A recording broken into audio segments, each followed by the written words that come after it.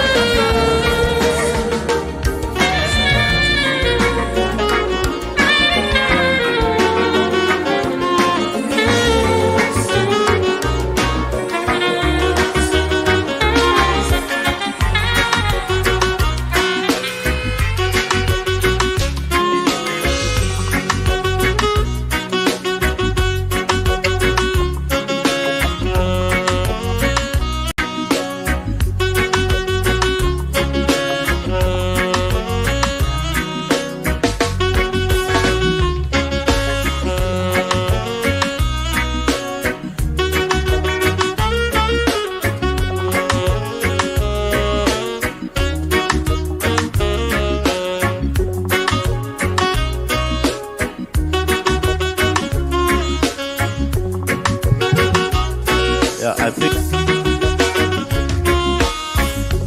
let's settle and let's stand up for the national anthem.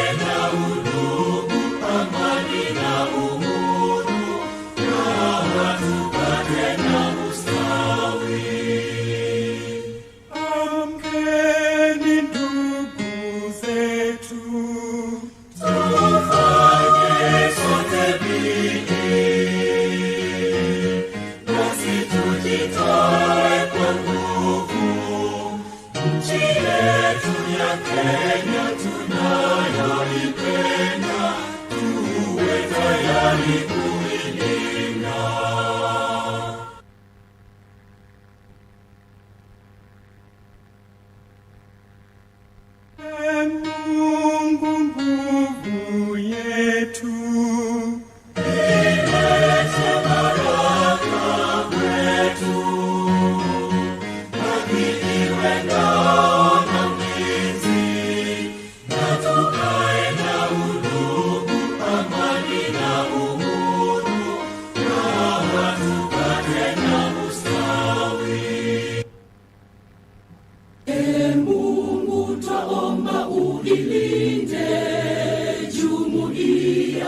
Afrika Mashariki, tuwezeshe kuishi kwa amani, tutimize na malengo yetu.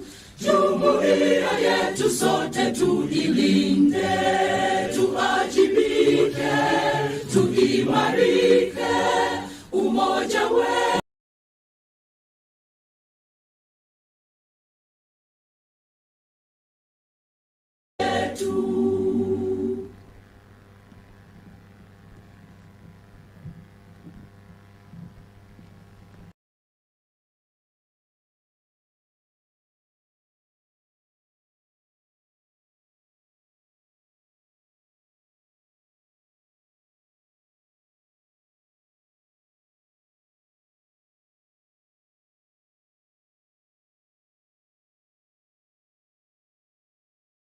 Morning with thanksgiving in our hearts.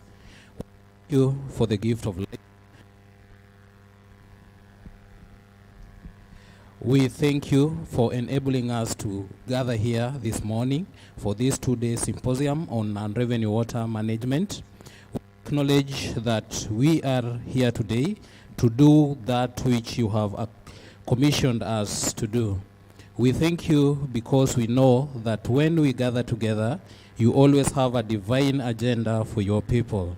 We know that even when we have done what you have asked, the results are so much greater than we ever could have imagined. We pray for all the leaders of this country, and particularly the leadership of the Ministry of Water, Sanitation, and Irrigation. Lord, may you grant them wisdom as they lead us. Almighty God, we pray for all partners who have come together in the planning and implementation of this symposium. We also pray for each and every person and organization that has made this event possible. Father, we ask for your guidance, wisdom, and support throughout this symposium. Help us engage in meaningful discussions and to come up with resolutions that will play a key role in the management of non-revenue water in the country. We ask all this in the name of your Son, Jesus Christ our Lord. Amen. Let's get seated. Mr. Keter, your chair is still vacant here, wherever you are. Mr. Keter.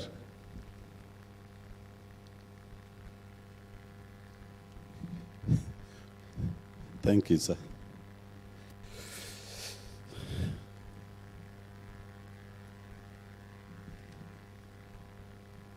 As to our chief guest, who is representing the Cabinet Secretary, Ministry of Water, Sanitation, and Irrigation, Mr. James Macharia, and that is also, who is also the Water Secretary, Engineer Alima.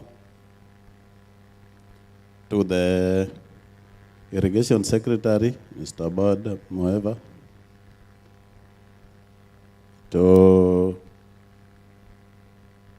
the CEO ASREB, Mr. Keter. Chairman Water Governing, Chairman Kenya Water Institute, the Board of Directors, the Chief Executive Officer, Safaricom, the Chief Executive Officer, Doshi, the Chief Executive Officer, Esri, the Chief Executive Officer, Water Fund, members of the academia from different institutions of higher learning, the water sector fraternity presented here, distinguished guests, ladies and gentlemen, I take this opportunity to welcome you all to the Non-Revenue Water Symposium, which is held today, and it is an honor to be here with you at this symposium. Feel free to interact and participate fully.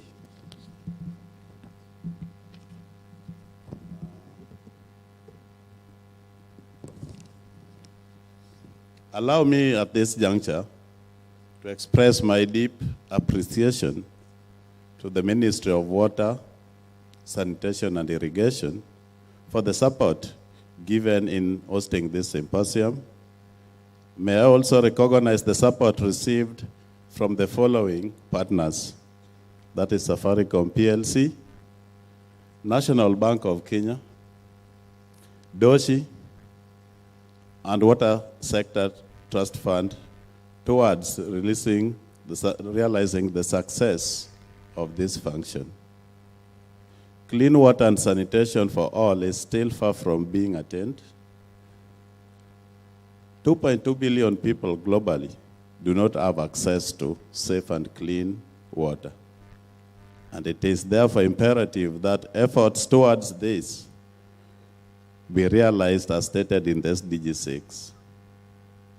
It is against this background that we are holding this non-revenue water management symposium, whose theme is Closing the Last Mile to SDG. This symposium aims to create a dialogue among experts from across the fields of academia, private sector, and professionals on the reduction of the non-revenue water. Speakers from diverse fields will tackle key themes, trends, and current practices in the reduction of non-revenue water for better management of the water sector. We shall gain more knowledge from the pool of expertise which we'll have in this symposium. I would like to most sincerely thank you all, those who have honored our invitation and to attend this symposium. You have made this decision to the best interest of the water sector. It is now my pleasure to invite the CEO, WASREB, so as to invite the Irrigation Secretary to give his speech. Thank you.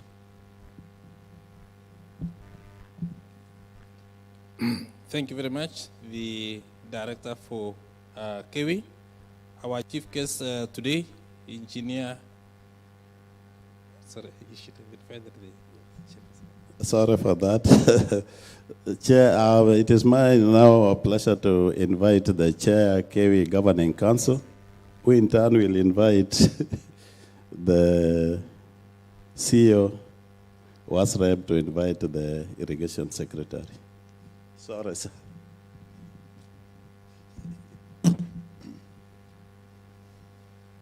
Good morning. To our chief guest, the Water Secretary, Engineer Samuel Alima, who is representing the Cabinet Secretary, Ministry of Water, Sanitation and Irrigation, the Irrigation Secretary, Mr. Aboud, the CEO, WASREB, Mr. Keter, directors of state corporations here present, CEOs, representatives from the private sector and civil society, distinguished guests, ladies and gentlemen. Mine is just a few words to reiterate what our director and CEO, Mr. Kennedy Riaga, has said, which is to welcome you here, those of you physically present here, as well as those who are following the proceedings of this symposium online. To the chief guest, may I inform you that this non-revenue water symposium, whose theme is closing the gap to SDG 6, has been organized with the kind support of our partners, Safaricom PLC, who are represented here. I'm trying to find, yes, they're on that table over there. Thank you very much, Safaricom, our platinum sponsors. National Bank of Kenya, our gold sponsors, the table directly in front of me. Thank you very much. We appreciate your support. Doshi Group, RS, thank you very much. Karibu. Then the Water Sector Trust Fund, Yes, so right over there. We thank you, our sponsors, for your kind generosity. And we trust and hope that this is just the beginning of walking a long journey together in advancing the issues surrounding water management in our great Republic of Kenya.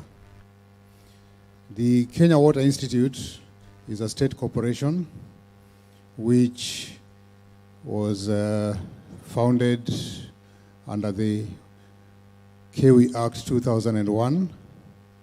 And the principal mandate of the Institute is to offer training as well as research and consultancy services in the broad aspects of water.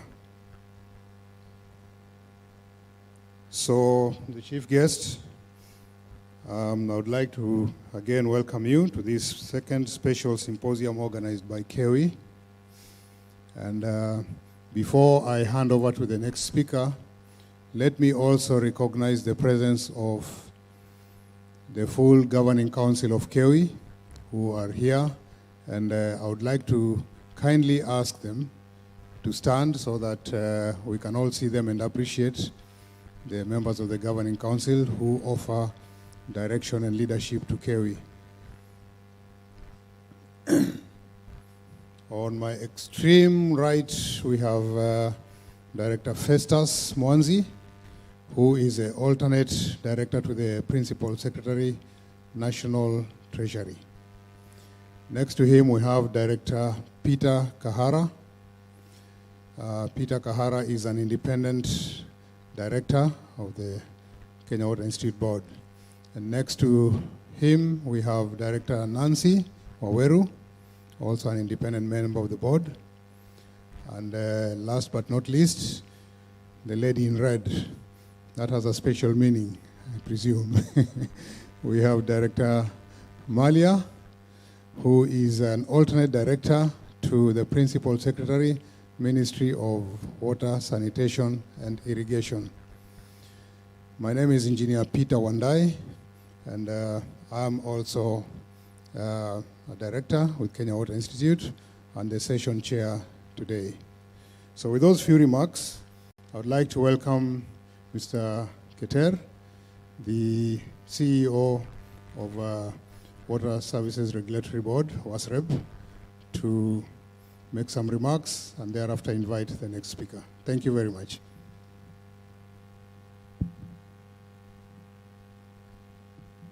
Our guest of honor, Engineer Halima, who is standing in on behalf of our Cabinet Secretary, the Irrigation Secretary, the Chairperson for the Governing Council for KEWI, the Director for KEWI, our sponsors, National Bank, Safaricom, Doshi, and also the Water Sector Trust Fund, and all our participants. Good morning. Mine is going really to be very brief. WASREB is really engaged particularly in issues to do with the non-revenue water, in the sense that as the national regulator, we regulate more than 90 water service providers in the whole country. And the vision for WASREB now is to ensure that we regulate more than 2,000 water rural schemes, which are in several countries, which have not been regulated for so many years. So first of all, we ensure that we offer compliance, particularly in issues to do with the licensing for the 90 water service providers. We also have 3 private water service providers, particularly within Nairobi area, so that on issues to do with the tariff, we must ensure that we protect the interest of the consumers. You are guest of honor because the water companies are the entities in the county government. We are happy that they are here today. We have the, maybe I can request them to rise to their feet. The MDs of the water service providers. So we have Mangeli, who is the MD for Mafoko Water.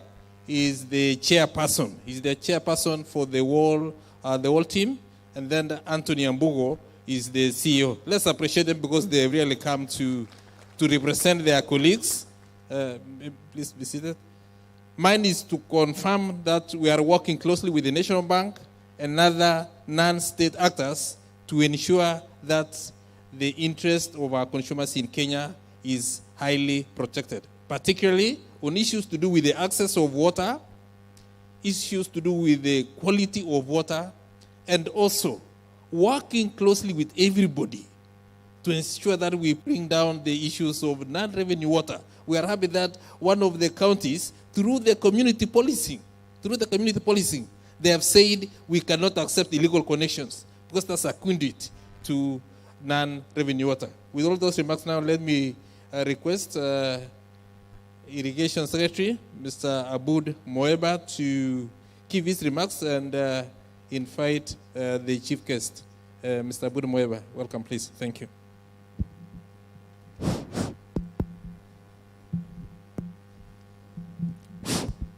Thank you, Mr. Keter. Our chief guest, Engineer Lima, who is representing the Cabinet Secretary, Ministry of Water, Sanitation and Irrigation, the Chair of the KEWI Governing Council, members of KEWI Governing Council, the CEO of KEWI, the CEO National Bank, the representative of the CEO Safaricom, good friends from Doshi, the CEOs from our water institution led by Mr. Keter, because we're having a number of them here today. Water Sector Trust Fund is here. I can see Athi is here, and all the other CEOs are around. The MDs of the various water companies who have managed to get time to be with us here today. Our distinguished private sector partners, we are very happy to have you around here today. The members of the academia, our colleagues from the ministry, or my colleagues from the ministry, exhibitors, distinguished guests, ladies and gentlemen, good morning. I know we are approaching afternoon. It was not our liking to start this function at this time. And I think I shall apologize for that on behalf of the institution. It's unfortunate, but I think this is God's time and we should be able to catch up with the time. Otherwise, it gives me a lot of pleasure to be with you here today. And let me join the chair of the Governing Council, one, to congratulate KEWI and appreciate the effort that they put in coordinating this symposium. I think it is great work and we're happy for that. I would also like to thank the various sponsors, including National Bank of Kenya, Safaricom, Doshi, and the rest, who partnered with us, because it's a world of partnership, and have managed to have this symposium to take place. So I think we are really appreciative. It's a very, very good gesture, and I strongly believe this is just the beginning of our partnership. We should be even able to move forward and have other activities that we can work together. I'd also like to thank the exhibitors who took more time to be with us. I should be able to see what you've managed to come to exhibit to us later. So, as I said, it is a great honor and privilege to be part of this important symposium of non-revenue water.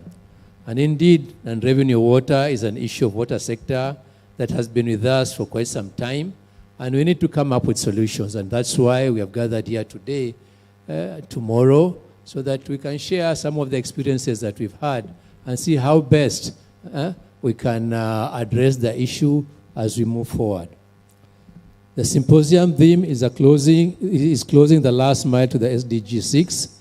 And much as the core debate in this reduction of non-revenue water is focusing on domestic and industrial usage, there's also significant irrigation water losses along the irrigation system, which to some extent, as much as not the right word, we can equate it to non-revenue water. So it is also a problem in irrigation.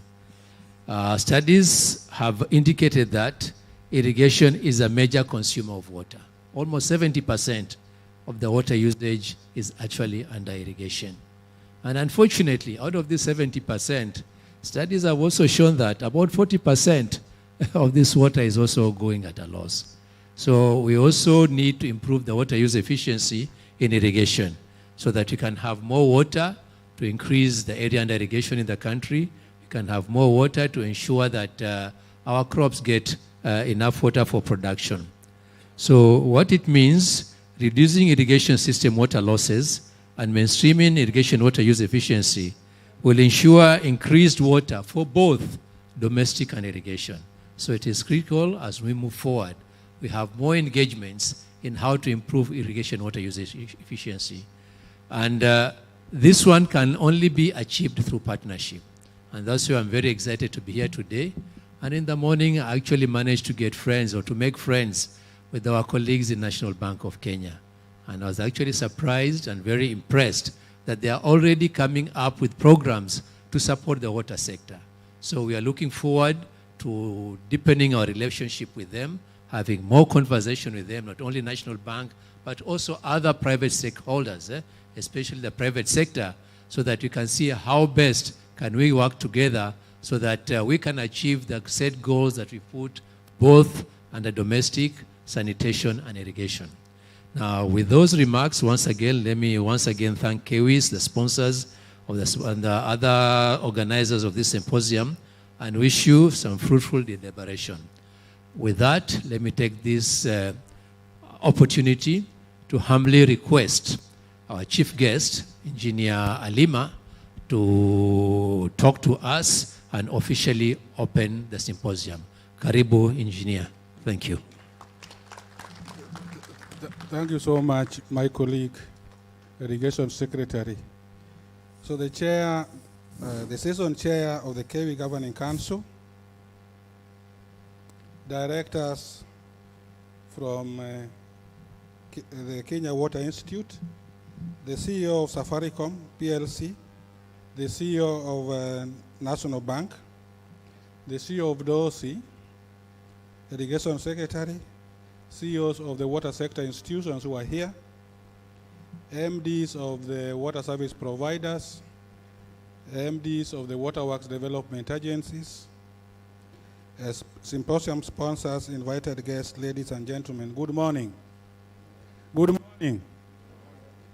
Yeah, I'm happy to be here, but before I read the Cabinet Secretary's speech, allow me to make my own remarks. Because protocol tells me once I've read it, I don't add. Once I've read it, I sit down. So allow me to make my own remarks at this particular time. First of all, I want to appreciate KEWI for organizing this event. I want to appreciate the sponsors. I want to appreciate everyone who is here today. I wanted to see majority of the water MDs or the water service providers, because we can talk about non-revenue water. We can talk about it 7 days a week. We can talk about it every day, 24 hours, 7 days a week. But if the CEOs, MDs, or the water service providers are not here, because that's where the rubber meets the road, yeah, then we lose the game. Yeah. So how many CEOs of waterworks development agencies are here, or staff from waterworks development agencies? Can I see by standing up? Thank you so much. These numbers would also be many, because non-revenue water start at the design stage. Can sit. The thinking starts at the design stage. When you are designing your system, what kind of material are you specifying? Yeah, it starts from there. So they should also be in here by large numbers so that we fight the non-revenue water as a country, as a sector. What of staff from the ministry headquarters? How many are here? Thank you so much. I appreciate you for being here. At the academia, how many are from the academia? Because we want this thing to be taught at our institutions, even at universities level. You are from? University of? Kisii University. Yeah. So We want this non-revenue water to be taught at universities level. Those of us who who took our degrees at University of Nairobi, there was just a mention of non-revenue water. And in fact, we used to call it unaccounted for water. We used to call it water losses. Yeah? And we used to allow, when you are designing your system, we used to allow 5%. Yeah. That 5% can be lost in the system. And that would be okay. But now we are losing what? 47%. Is that still okay? That is not okay. Kenyans, that is not okay. And that's why I wanted to know if it is at the university, academia are also here, then they need to start training engineers on non-revenue water. Yeah, I'd made this plea to University of Nairobi that kindly start training, have a proper mention, a proper training on non-revenue water. What of the private sector players? How many are here? Yeah, good. The sponsors that recognized you. What of the ones who are not sponsors? What of community representatives? Community representatives. Yeah? So where are the rest from? Where are the rest from? Because I didn't see you at the water service provider. I didn't see you at the private sector. I didn't see you at the waterworks. I didn't see you at the academia. So where are the rest from? Kewi. How many staff from Kewi are here? Ah, they have a good number. Yeah? There's a good number. So my message I'm giving you now is that in the third symposium, because this is the second one, let's have key players in the room. I also want to recognize Mr. Mori. Where is Mori? I saw him sitting somewhere there. Where's Mori-san? Mori-san, where are you? Yeah. You see that gentleman called Mori-san? Mori-san has been with us for the last 6 years or 5. How many years, Mori-san? 6 years. Training Kenyans on reduction of non-revenue water is from Japan. Those of us who have gone through the management course, we must have been taught that in 1952, there was Edward Demings, Edward Demings, who went to Japan to train them on manufacturing, on how to reduce losses, on how to reduce errors, on how to reduce mistakes, so that when you have your product, it's a product, a first-class product. And they achieved it. They achieved it. So Mori-san has been to Kenyan what Edward Deming was to what? Japanese. Yeah? So ladies and gentlemen, this is a real challenge that we need to tackle as a country. I normally give an example, and I want to give that example today.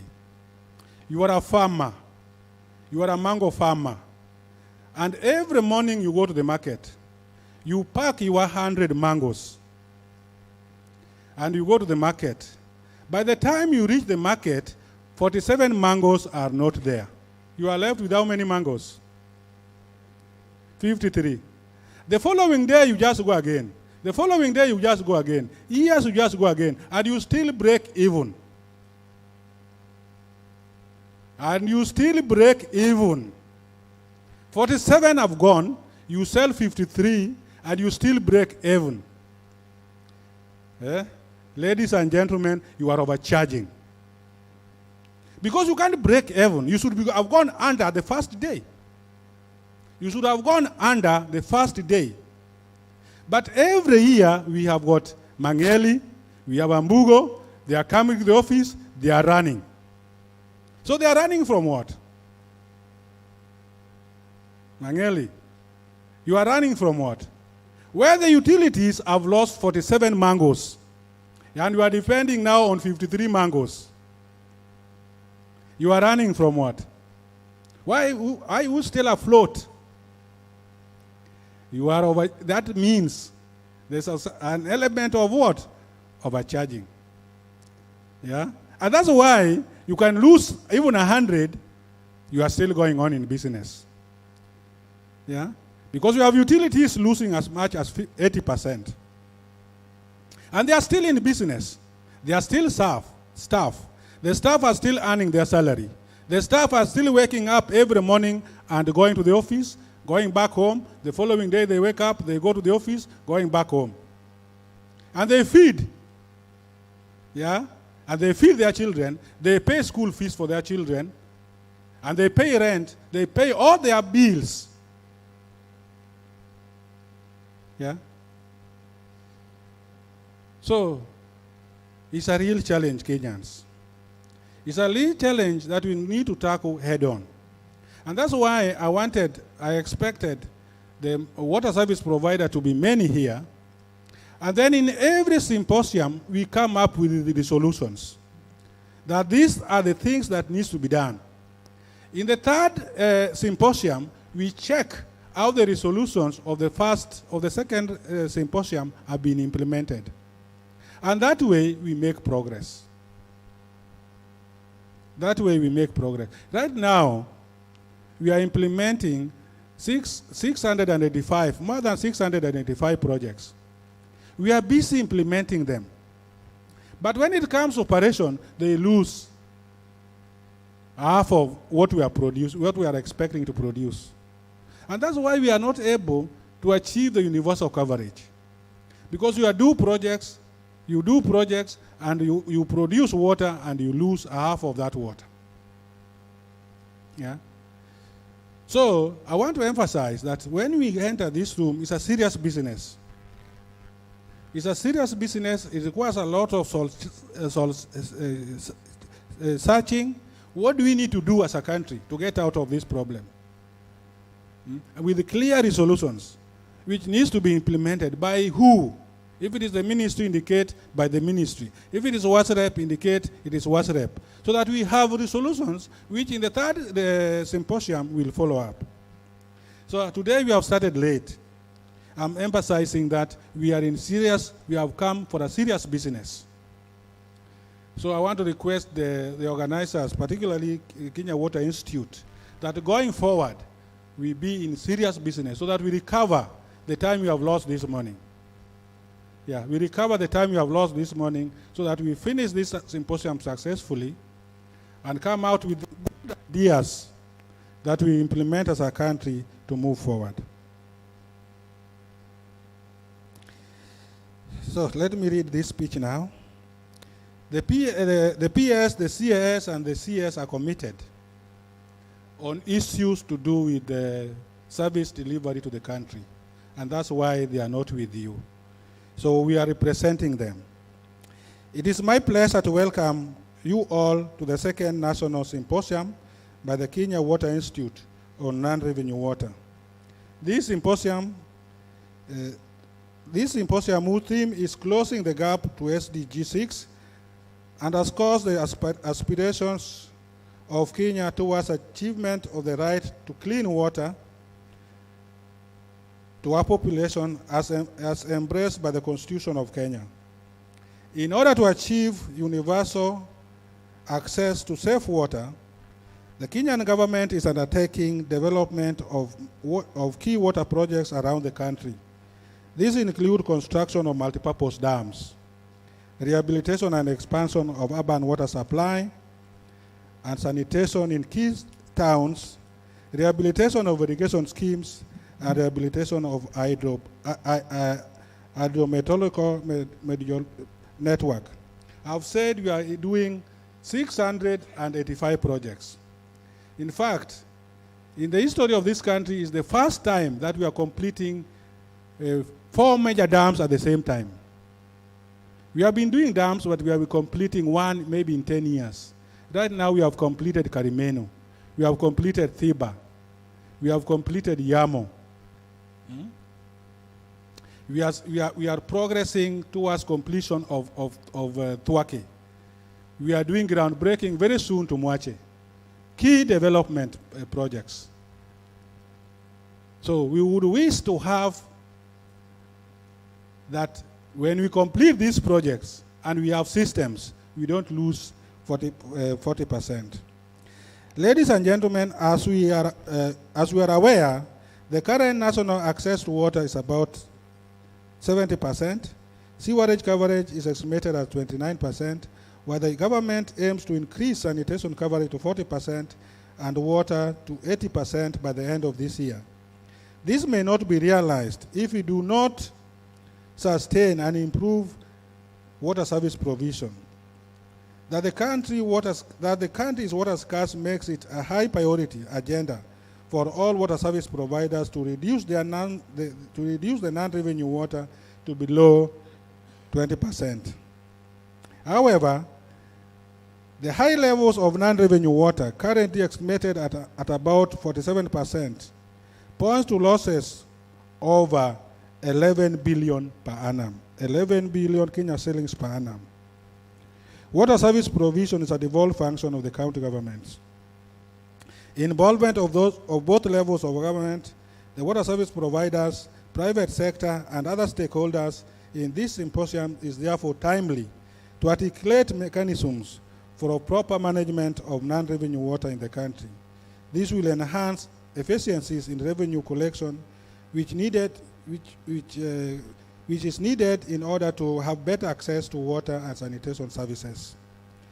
The performance indicator with respect to non-revenue water has shown an increase in the national average from 42% in 2012 to 2013 to 47% in the current year. This increase is unacceptable, considering the sector benchmark is below 20%. On the other hand, in terms of volume, the amount of water lost annually, after allowing the 20% of acceptable level of losses, is about 151 million cubic meters. This is adequate to serve Nairobi City with a daily demand of 750 for a day and approximately a half month. It is apparent that the impact of this loss is substantial. Water loss continues to be the biggest challenge, as about 21 counties lose more than 50%. 21 counties lose more than 50% of the water they produce. Efforts are therefore required by all actors to deal with this challenge. The foregoing situation has contributed to the significant change in the unit cost of water billed from Kenya shillings 87 cubic meters to Kenya shillings 93 cubic meters. If this state of affairs is not mitigated, there's going to be a very great risk which will undermine the progressive realization of the human right to water as per the Constitution. In addition, the achievement of operational sustainability by the respective utilities based on the principle of social commercialization may not be realized. The issue of concern is that the reason of contributing to the very high non-revenue water are not majorly technical, but largely commercial and governance. In fact, it is purely on governance. It's purely on governance. So if you can fix governance issues, in our utilities, and make this all organization affair, then we can be able to achieve results. In fact, some of them border to corruption and illegal connections, illegal practices. Yeah. In one region, the water loss is over 80%. Why? Because it is being used to do irrigation. So, how would us as Kenyans use treated water that's supposed to be consumed by people to do irrigation? Yeah. This means that with minimal resources and strict enforcement of guidelines, these losses can be reduced. In fact, practice has shown that you can easily remove the commercial losses, which is account about 35%, administratively, without doing your leak surveys, without taking people to the ground to monitor, to check, to do line patrolling. Administratively, you can do that. This call for goodwill from all levels of government, water service providers, private sector, academia, and the communities at large.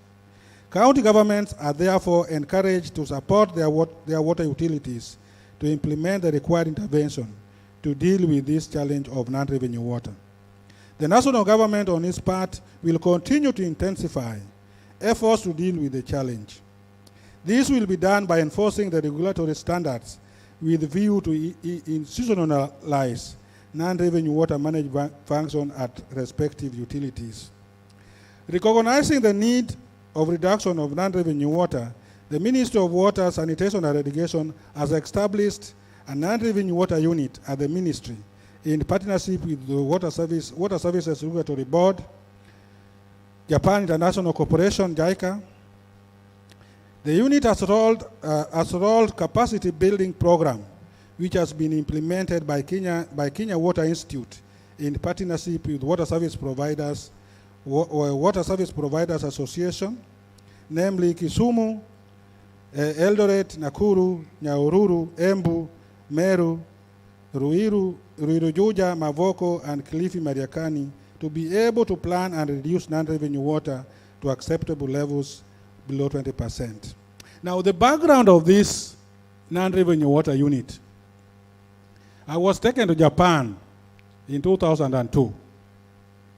That time I was provincial head of Rift Valley. So when I was taken to Japan, we gave our, normally when you are through, you make what you are going to do. You make a presentation of what you are going to do when you are back in the country. So I made a presentation that when I'm back to Kenya, I will establish a non-revenue water unit. Because when I was there, I realized we were with people from Jordan. Already they had a director of non-revenue water. We had people from Egypt. Already they are director of non-revenue water. But Kenya, we have not had one. We have not had one. In fact, those days before the reforms, we used to report monthly water losses in what we used to call operation and maintenance chart.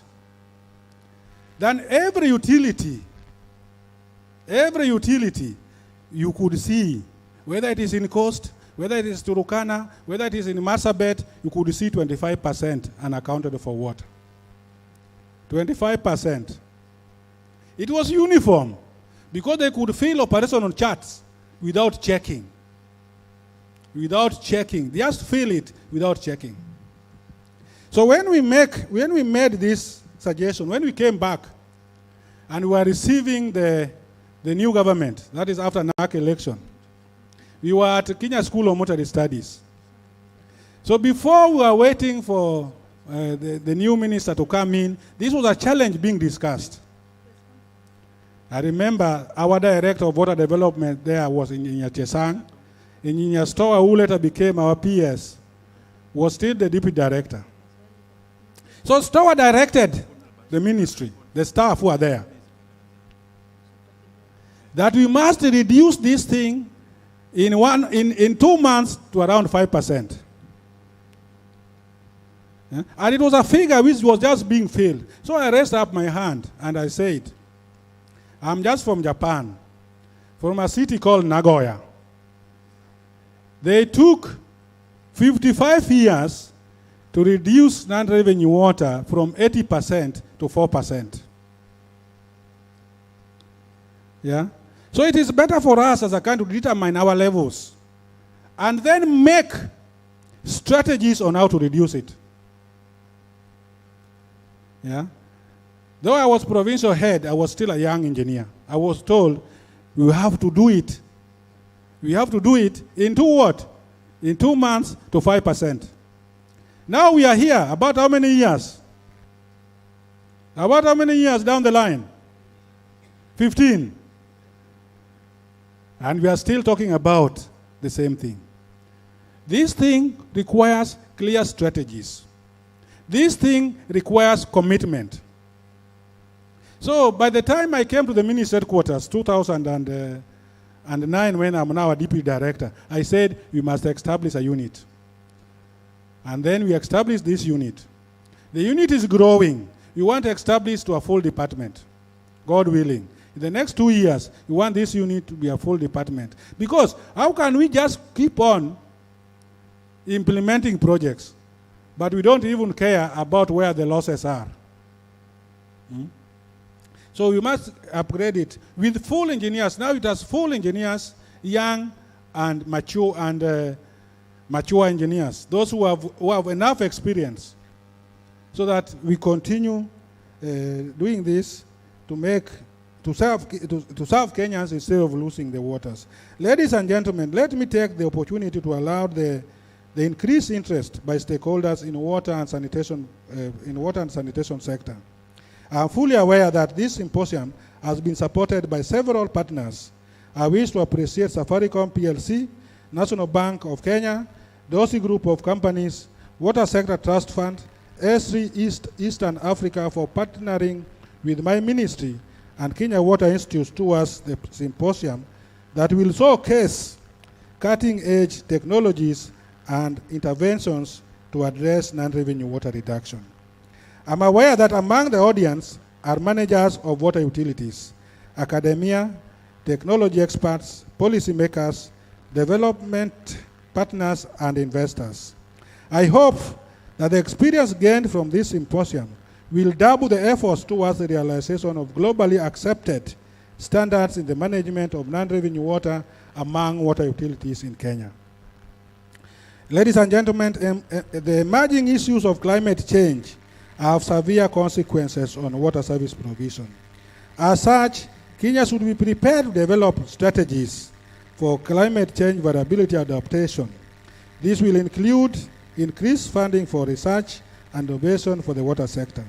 Indeed, the ministry has mandated KEWI with the wide responsibilities of water research and technology, human resource development, to enhance our resilience in water and sanitation sectors. The role of KEWI in the provision of human capacity development for the water sector is paramount to the development of efficient water supply systems as envisioned in the Kenya Vision 2030 and the Big Four agenda. My ministry will strengthen the institutional capacity of KEWI through modernization of research, training and research facilities to enable KEWI play a bigger role in solving challenges that the sector faces. Ladies and gentlemen, it is now my pleasure to declare this symposium officially open. And may God bless all of us. Thank you so much. Thank you, Chief Guest.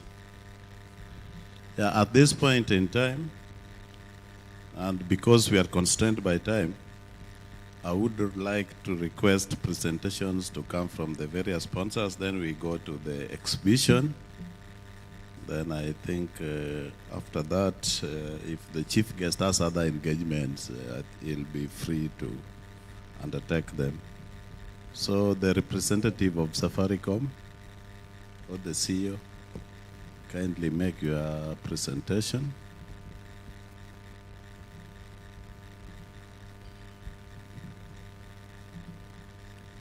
Remarks. Okay. The Water Secretary, Engineer Lima, the Irrigation Secretary, the Chairperson of the Kenya Water Institute Governing Council, council members, the Director, CEO of KEWI, CEO of ASREB, invited guests, ladies and gentlemen, good afternoon. No, I wrote my speech in the morning, but now it is afternoon. Good afternoon. I hope you're all keeping well. So Safaricom is delighted to be part of this symposium focused on non-revenue water management as we work towards closing the last mile on SDG 6. We are all familiar with the African proverb that says, if you want to go fast, you go alone. But if you want to go further, we go together. So the NRW issue is a complex issue that cannot be left to the utilities alone to solve, and it requires concerted efforts from different stakeholders within and without the water sector. It's a problem that, if resolved, will lead to the following benefits. And as the Water Secretary has stated, water utilities will gain access to additional financial resources that are self-generated from their own cash flow. Supplying water to additional people without further investments, reducing illegal connections, support greater fairness between users, more efficient and sustainable utilities, improve delivery of service to customer. And lastly, new business opportunity will create thousands of more jobs. Achievement of these benefits will accelerate achievement of SDG number 6 that goes beyond drinking water, sanitation, and hygiene to also address the quality and sustainability of water resources, which is critical to the survival of people and the planet. In tackling the problem of non-revenue water, we therefore face the following headwinds: rapid urbanization, diminishing water supply, environmental pollution, outdated infrastructure, inadequate technical skills and technology, financial constraints, higher incidences of commercial losses, especially illegal connections, amongst others. As an organization, our purpose is to transform lives. Everything we do revolves around transforming lives. And as a company, we're in the process of transitioning from being a telecommunication company to a technology company. And our vision is that by year 2025, we'll be a purpose-led technology company. It is therefore in line with this vision that we are committed to working with the different stakeholders to tackle the highlighted headwinds to reduce the non-revenue water from the current 47% to sub 20% and even better. We have invested in smart water technology as a company, which includes but not limited to smart meters, a robust, secure vendor-agnostic platform that enables billing, customer relations management, inventory management, among others. And we are now also building the relevant technical expertise as part of our contribution to reduction of non-revenue water. In conclusion, I would like to take this opportunity to pledge our commitment to KEWI to work together towards equipping one of your labs with the latest smart water technology and collaborate in building a curriculum that will build technical expertise in smart water technology for the students and other relevant stakeholders. I'd like to thank you so much for this opportunity, and we are delighted to be part of this event, and we're looking forward to great engagement and learning in these 2 days that you'll be here. On behalf of my CEO, Peter Ndegwa, my name is Jerry Teka. I look after the IoT business, and I would like to thank you so much for this opportunity. Yeah, thank you, Jerry. At this point in time, the chief guest, we need to inform you that Safaricom is the major sponsor, and they are the platinum sponsor. Half of the sponsorship came from them, more than half actually. And I also want to introduce a very special partner with us, that is the National Bank of Kenya, because, hello, don't be in a hurry to give the mic. We need to inform you, the chief guest, that it is the National Bank of Kenya that made the institute in spite of various inadequacies we have, in spite of the human resource challenges which you are aware we have. They worked with us, and today that one can be seen in the presence of none other than the national, their CEO. So actually they are the people who brought most of the sponsors on board, and that one cannot go unappreciated. So Paul, karibu.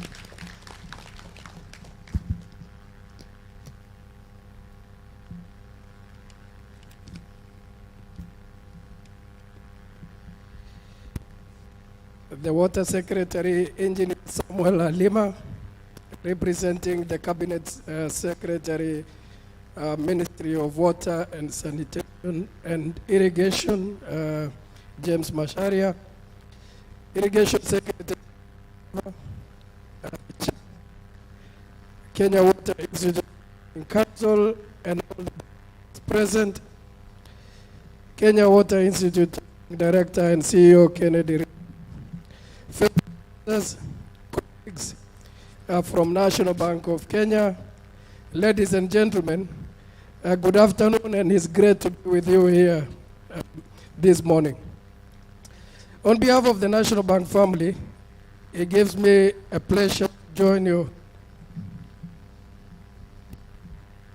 On behalf of National Bank family, it gives me a pleasure to join you today at the second symposium on non-revenue water management under the theme Closing the Last Mile SDG 6.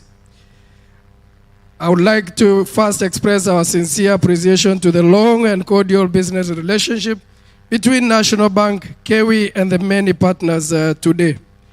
Indeed, our role is not only to be a partner, but is to bring other partners to the table. We look forward to, and thank you for the patronage, and look forward to fruitful relationship. Partnerships, Water Secretary, as I mentioned to you this morning, is very important for us in ensuring that we achieve a goal of improving livelihood for all citizens through ensuring access of water and sanitation for all. We believe that reducing non-revenue water leakages is a key pillar towards closing the last mile of SDG 6. Ladies and gentlemen, at National Bank, we are committed to supporting Sustainable Development Goal 6, which seeks to ensure availability and sustainable management of water and sanitation for all by 2030. The commitment espouses Article 43(1)(d) of the Kenyan Constitution, which stipulates that every person has the right to clean and safe water in adequate quantities.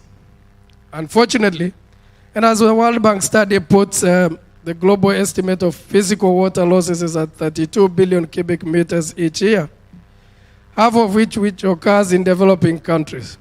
Water utilities suffer from the huge financial cost of treating and pumping water, only to see it leak back into the ground, and lost revenue from water that would have otherwise been sold. To chip in on a personal level, I sit in the board of Wasonyiro North Development Authority. And I can say at a personal level, I know the challenges and what we need to do to support each other.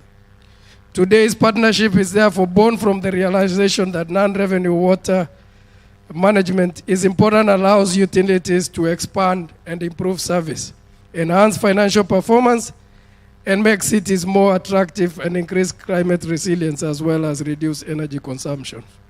Ladies and gentlemen, through the years, National Bank has strived to deliver competitive, tailor-made solutions that meet changing needs of our individual and institutional customers. And in this regard, NBK has set aside a fund for financing water, sanitation, hygiene sector through what we call the Magic Connect, a program to support individuals, communities, and entities that are greatly affected by the non-revenue water challenge. Magic Connect is a financing program for the water, sanitation, and hygiene sector targeting SMEs, corporates, the water service providers, whose objective is to support the water sector with affordable and flexible financing in order to improve access to water services, spanning from infrastructure to last mile connectivity. We also recently got into partnership with Aqua for All and Davis and Shadleaf.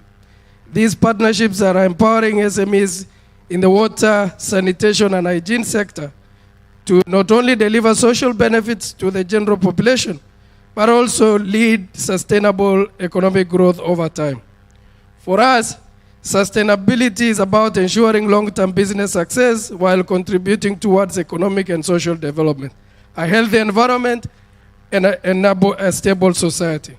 Ladies and gentlemen, it's always a pleasure to engage our esteemed customers on how to enhance their financial and economic freedom through a competitive economic propositions. As such, I would like to invite you to engage with us as we are committed to partnering and supporting you through offering customized and structured solutions. Bwana Secretary, I want to confirm that we are not only here for this session, we are partnering with KEWI on a sustainable model, and we will be here for the next program to articulate what we've done between now and the next symposium.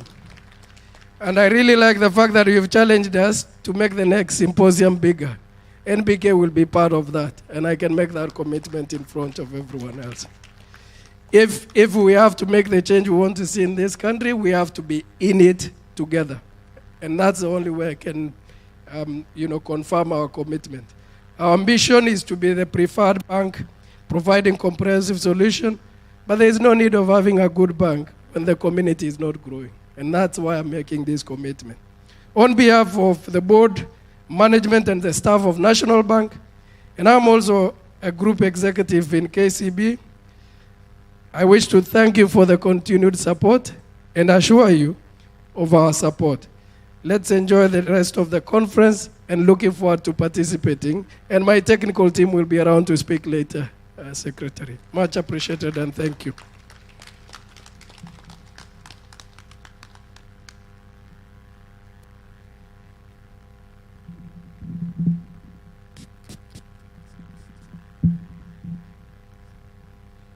Yeah, Chief Secretary, Chief Guest, at this point in time, we are also calling for another sponsor. That is the CEO or the representative of Doshi Company, which was silver sponsors in this. Doshi.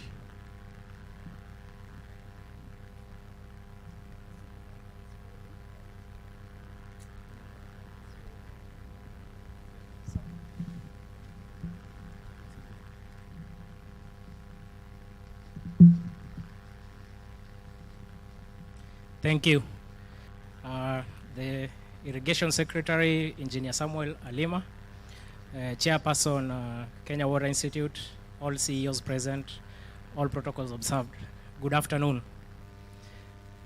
Just before, I think it did not mention how Doshi also has been supportive, just like National Bank, to KEWI. KEWI has been so dear to us, and we've been offering technical trainings to them, show them the technology that we have, offer presentations, and we are glad to be part of this. As I stand here, my name is Engineer Elisha Omega, and I'm representing the CEO of Doshi Water. He's called Ajay Doshi, and also receive my regards from Mr. Amit Doshi.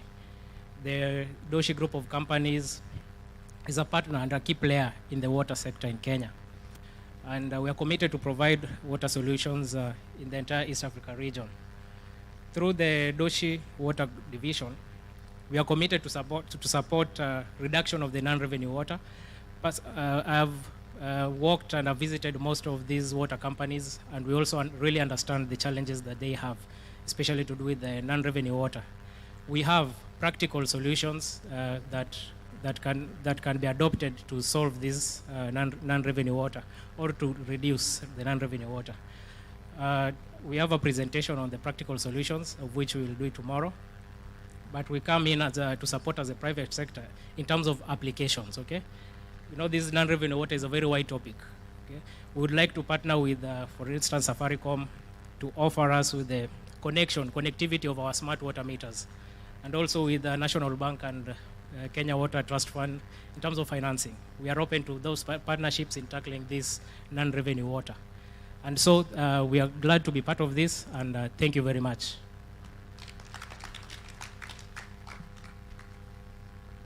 Thank you on that.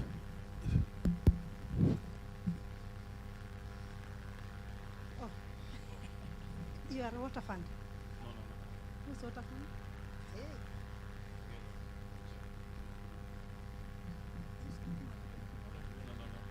I think I can be louder.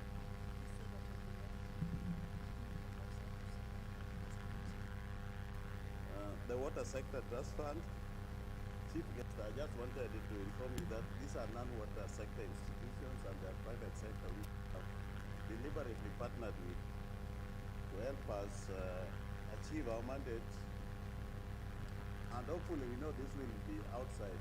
It will go beyond Kewi. They will also involve other water sector, the entire sector, because they are very much willing. Go ahead. So at this point in time now, it is the Water Sector Trust Fund, which is not only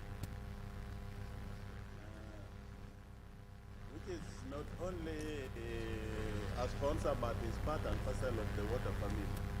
So at least from our end, we have also managed to get somebody within the family to sponsor this symposium, and that is where the Water Sector Trust Fund came in with the silver sponsorship. Karib. Thank you so much. The Chairperson, Kewi, the Irrigation Secretary, CEO WASREB, and our Chief Guest, Water Secretary, CEOs, WSPs that are here. Ladies and gentlemen, good afternoon. My name is Fidelis Tamangani, and I'm representing the CEO Water Fund. His name is Willis Ombai. So Water Fund, we are a state corporation.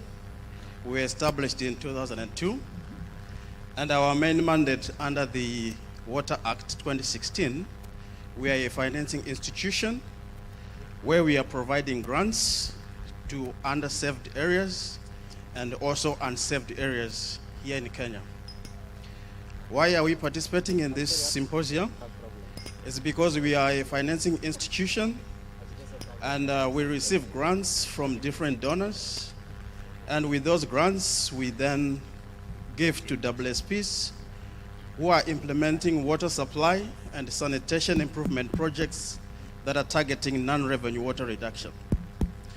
So we are happy to be here, and previously we have undertaken projects that we have financed NRW reduction. I'll just mention a few. We have done the urban project concept, which we call UPC. I'm sure most of the WSPs here, they've participated in that. We have also done the output-based aid program, and I'm happy to announce that last year in December we received an award under the United Nations, where we received the award in Dubai. And under this project, we were financed by World Bank up to a total of 1.2 billion shillings, and we managed to complete about 9 projects, which basically looked at improving sanitation, water supply, and also had components where we were reducing non-revenue water. Recently, we are implementing a program called Conditional Liquidity Support Grant, where we have also received a total of 6.4 billion shillings, and we are working with about 77 WSPs, where we are also financing improvements in water, which also include the components on non-revenue water reduction. What are our plans for the future? So we have a new program that we are being financed by World Bank at a total of 1.9 billion shillings. And this program is called Performance-Based Contracting, where we are trying to do a pilot with 5 WSPs that we aim to reduce non-revenue waters. So we have Nyeri, Nakuru Rural, we have Nanyuki, we have Eldoret, and we have Naivasha. So we want to pilot with these 5 WSPs in order to try and come up with a non-revenue water reduction strategy that will then be implemented using a performance-based contract, which is a form of a PPP model. Then secondly, we have also received funds from the German Development Bank, KfW, a total of 500 million shillings, which we are also targeting WSPs to apply and receive these funds for them to also reduce this component of NRW.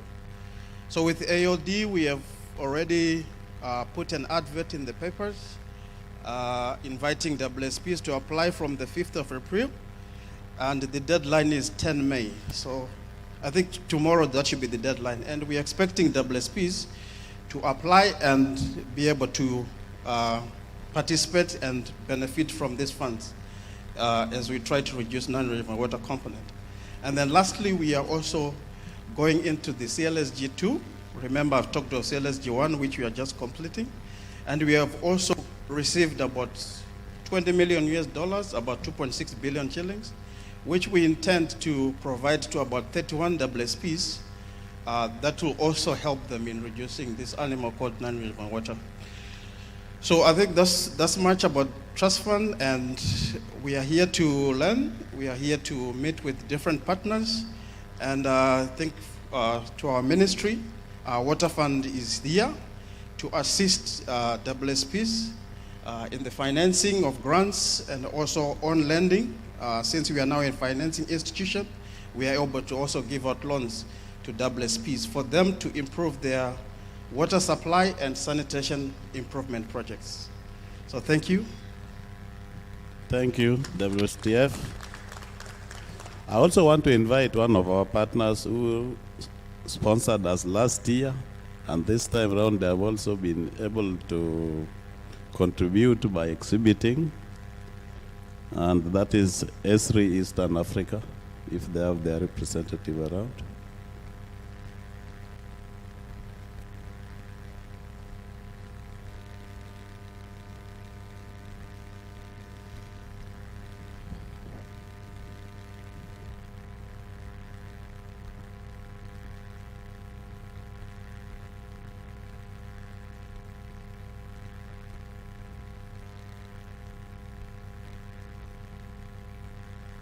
Thank you. To the guest of honor and the Water Secretary, the Irrigation Secretary, the CEO, KEWI, and all the other guests, ladies and gentlemen, good morning. It's actually afternoon. Good afternoon. Yeah, so just as the CEO has mentioned, my name is Clifford Okembo from ESRI Eastern Africa. We do GIS, Geographic Information System. And basically, we believe that knowing where each and everything is the first step of actually understanding and dealing with that specific thing. And so we work close and we partner with KEWI to really bring the location intelligence to water and the whole water sector. At the same time, we also take this beyond beyond KEWI to actually the WSPs and even the waterworks or water development, the former water development authorities, the waterworks development authorities now. I believe that we shall be having conversations in the course of the day to get really more into this. But for now, we say that thank you for having us here, and we look forward to collaborate more with you in this space as we close the last gap in the achieving the SDG 6. Thank you so much, and I wish you the very best.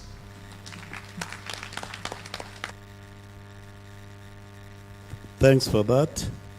At this point in time, there's a program which we skipped, and we want to request the chief guest to visit our exhibition stands. And in order to have some order, I'm requesting that you allow the chief guest and those who are seated here to lead.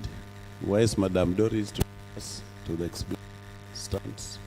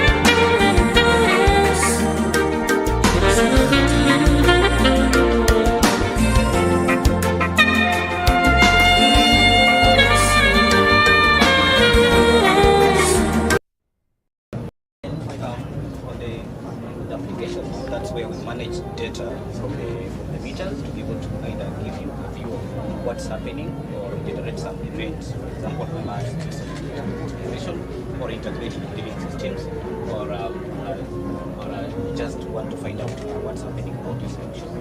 Now, with our solution, then how we address revenue water losses. So, 4 things: technical reasons, we call them for the enlightenment. We know that depending on the metering technology, some are more accurate compared to the others. Because accurate manual readings, meaning sending people to read meters, calculating around it, will be some leakages or losses that detected along various areas or maybe some is connected meter but not able to pay for that connection. So how we address that is at the point of meters, we propose to work with ultrasonic meters or because they are more accurate. They have a lower start flow, meaning you will go to get more accurate readings compared to mechanical meters. And also they are lower when moving parts, so they have longer shelf life, and also they are not affected by particular matter, things like stack meter, having moving. That's how we address it from the meter to also, just improve on the accuracy of meter readings. The meters, they are configured to send data at least once per day, meaning you can always get data from the meters. So issues about falsification or misreadings, you forget about that. And it also higher quality because there's no human intervention between the meters to the platform. Then on leakages, you can detect any tamper, whether it is illegal connection or whether it's somebody trying to tamper with it after installation. You can detect that and send it an alert for you to find out what the tamper is. Or we can detect any leakages, illegal connections in a zone using water balance.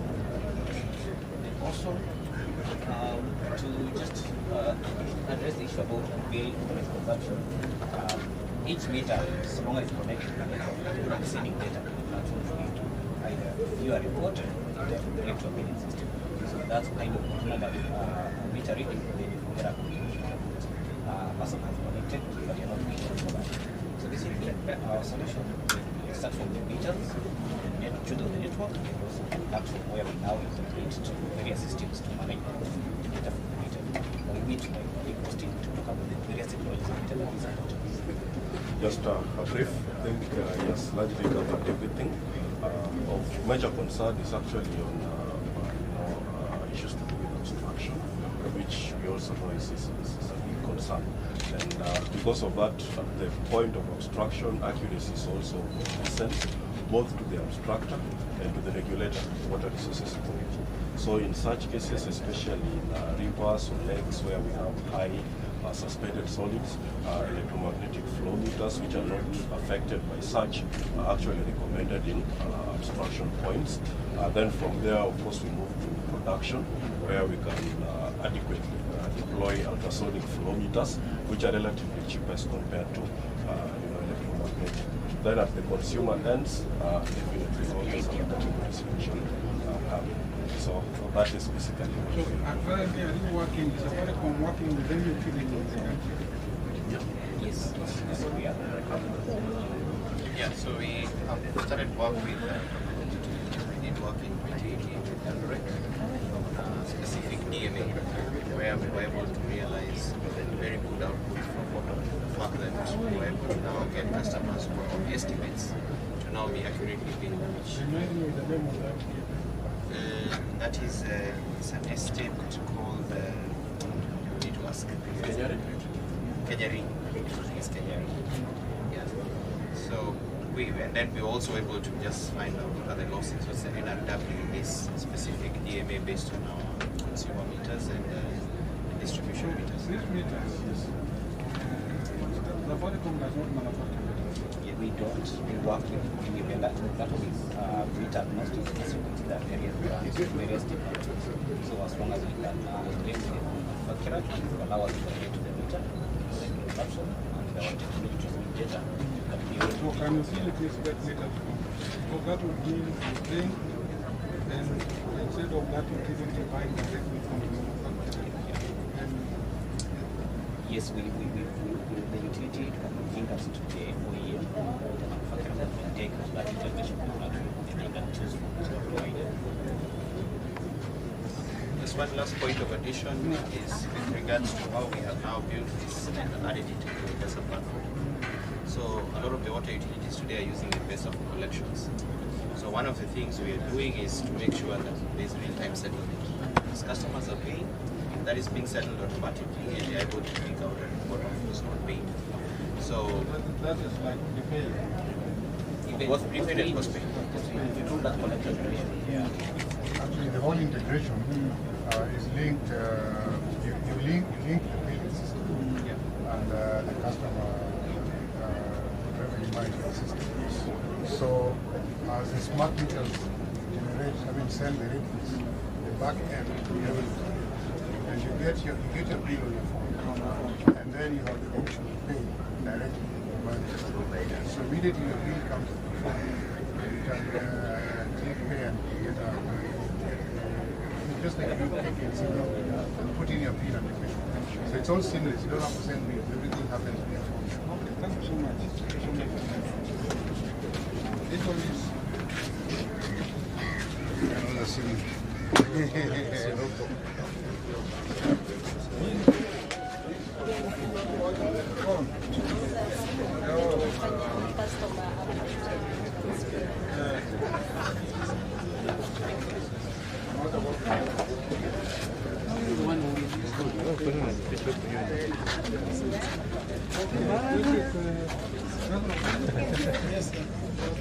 Wanataka sign? Go for it. Engineers? Yes. Sign. Sign. Oh, you want to Let me just keep it.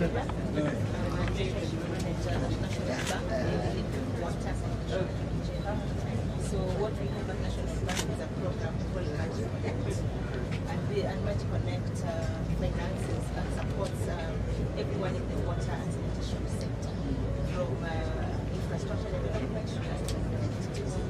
So we finance things including assets like the smart water meters for structures, including elastic connections, and we use the smart water meters as traditional lending where we have actual collection. So in our case, we use the provide the assets that the interfaces have. So in addition to financing the business, we also finance SMEs. So if you want to do local, if you want to buy a browser, if you want to do sanitation, even at a small scale level, places that have high community like this and sort of water. We haven't, but if we get access, we have the expertise.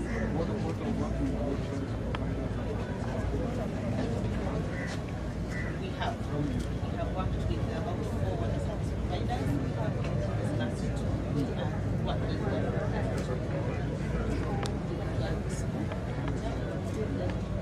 We discussed Convert Water last week. They are doing smart water meters. They actually commissioned smart water meters.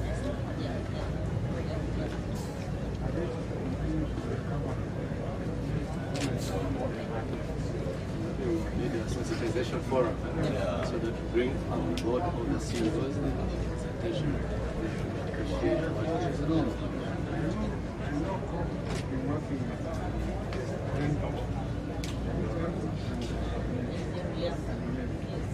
Yes, they worked on the OPA project.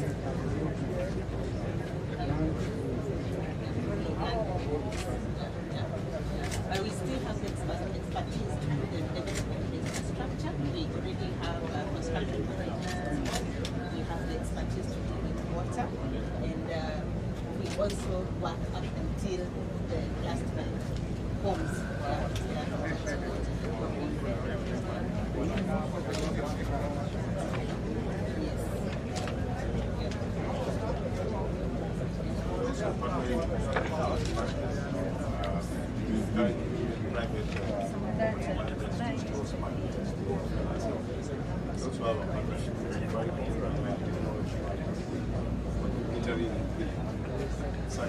Then we influence the from the household level, and we are already working on also micro lending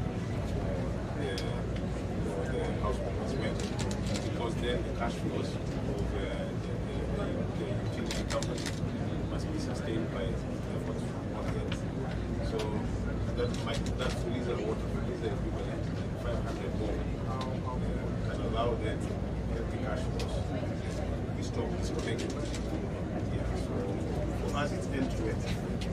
Household, technologies, using bank for payments and settlements across to the water company. So we take out the headache of reconciliation from the billing, invoicing, receiving level, and such that the emphasis on reconciliation is left over. That's where we're experts. And then we leave now strategy in the water company.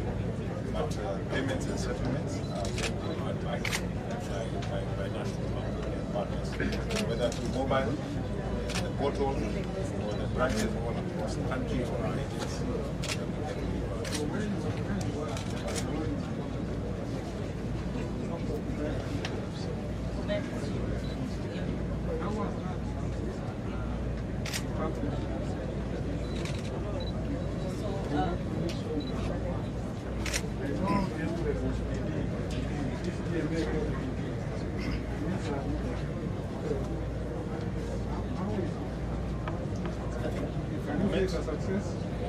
I think the key difference is that they are prepaid meters. So the pay-as-you-go will influence immediately. Because those are already 6,500. Because they are prepaid, we will see immediate influence. Because you will have to use what you pay. So we think that will influence.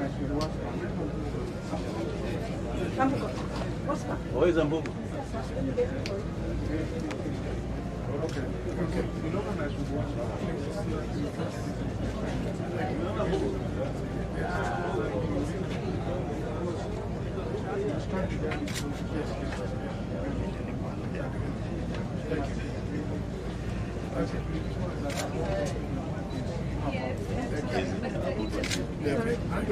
Yes.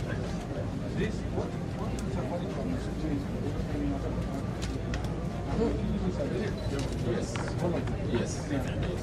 So what's the challenge? What can they, I think we have started engagement. The first engagement that we had was last year, during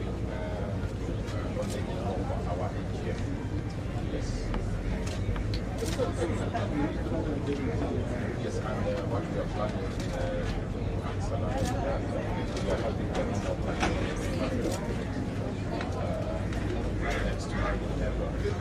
So we expect them to be there for the next day. We've gone ahead also and reformed some conditions on our metering guidelines did not have the component of smart metering. So at least most of the WSPs are not sure of what to expect because the current standard they fail. Then I think the second run had the facility history of it. So then they succeeded. So this is an uptake that I think what the WSPs are going to do is a wait and see attitude. But with the comfort with the minimum guidelines that share with the regulator, because that has to be approved by the regulator. Once the regulator approves, because we are talking of minimum anybody, because there are also those meters that affect the smart meters, because you have a lot of hookup in the market. But I think this one is very clear, because once the minimum guidelines are there, it's national bank, they are the ones who brought Safaricom on board. So I think they work together. So we'll be together with them. Yes, thank you.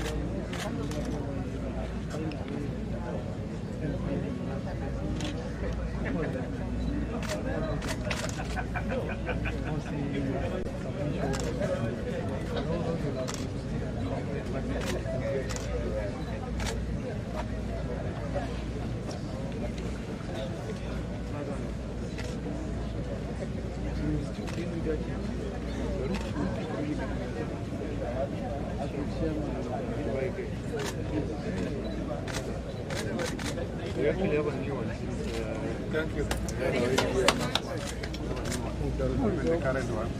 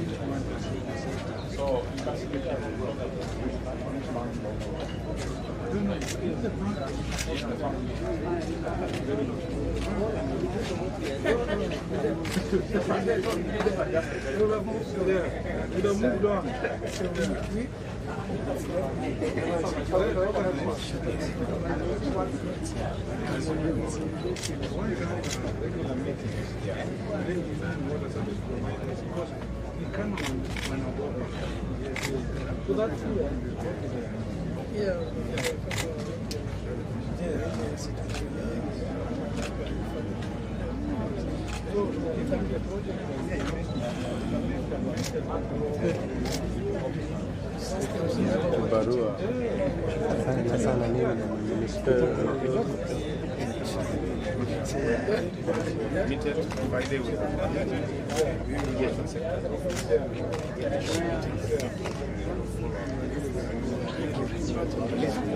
Secretary, you are seeing was serious. We came to your office to say we are starting to program. Now you are seeing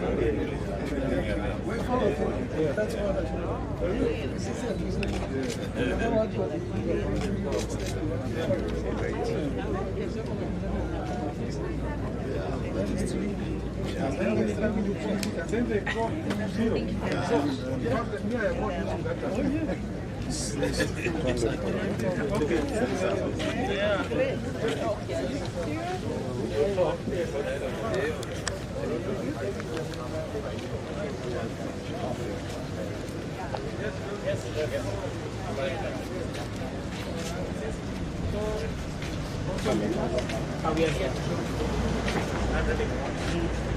We have these smart meters. So they are mechanical meters that are smart. Let them transmit that. Yeah, so that to reduce the errors by operators. And also, yeah, so they can transmit that and monitor remotely from the laptop from the office. So that we came to show that we have this solution. So where have you, which utilities have you partnered? In this one? In this arrangement of smart water meters, we are now picking up. I have picked it up personally. So you have not partnered with them? We are looking for a company to pilot. Those are moving. Yes. Next time we are having the meeting in Netherlands, yours is supposed to be there. Just I visited it. Let him talk about it. Anton, yes. Don't be away. So, and Joseph, because these are. Yes. So next time we are having a meeting in Doshi also. Yes, Doshi is our member. Yes, yeah, those are members. Yes, those are members. And then manufacturers. Yes. You remember, I was just confirming that we visited you with them. Remember the Zena representative, and we had a good conversation. Yes, yes. Starting a pilot with this technology. We want to get out the fear. As a government. You start small. Maybe you start with production. Then you go into solar. Then later on you go to consumer. So it's organized. You start with the production. And make sure production is smart. And so on. Then you can start. Because I'm using the guidance of starting directly.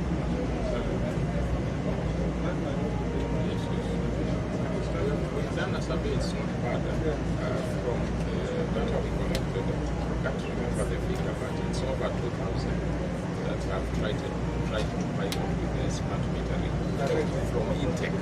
You know, Eldoret has done that. They can read their meters from the intake even when they're yes. And also, they can easily know where the leakage is. Yes. Yes.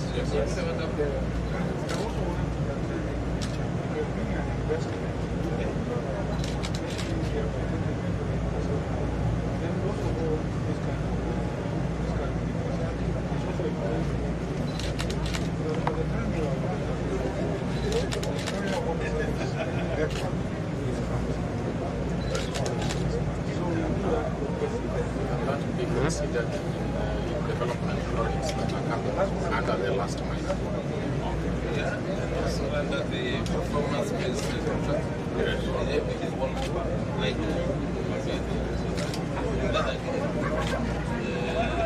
this presentation you are making the 500 million. Will it be possible? That the service providers will qualify? Yeah? We work closely because I link up with my officers in the office because we are also targeting some 7 water service providing switch. We really want to thoroughly see how we can handle down so that any possible leak we can have maybe samples for one area, that's another, so that we can see the Okay. No, this one here is also very big, another very big contributor. And we have that special. So we have this one. Yes. This one I know.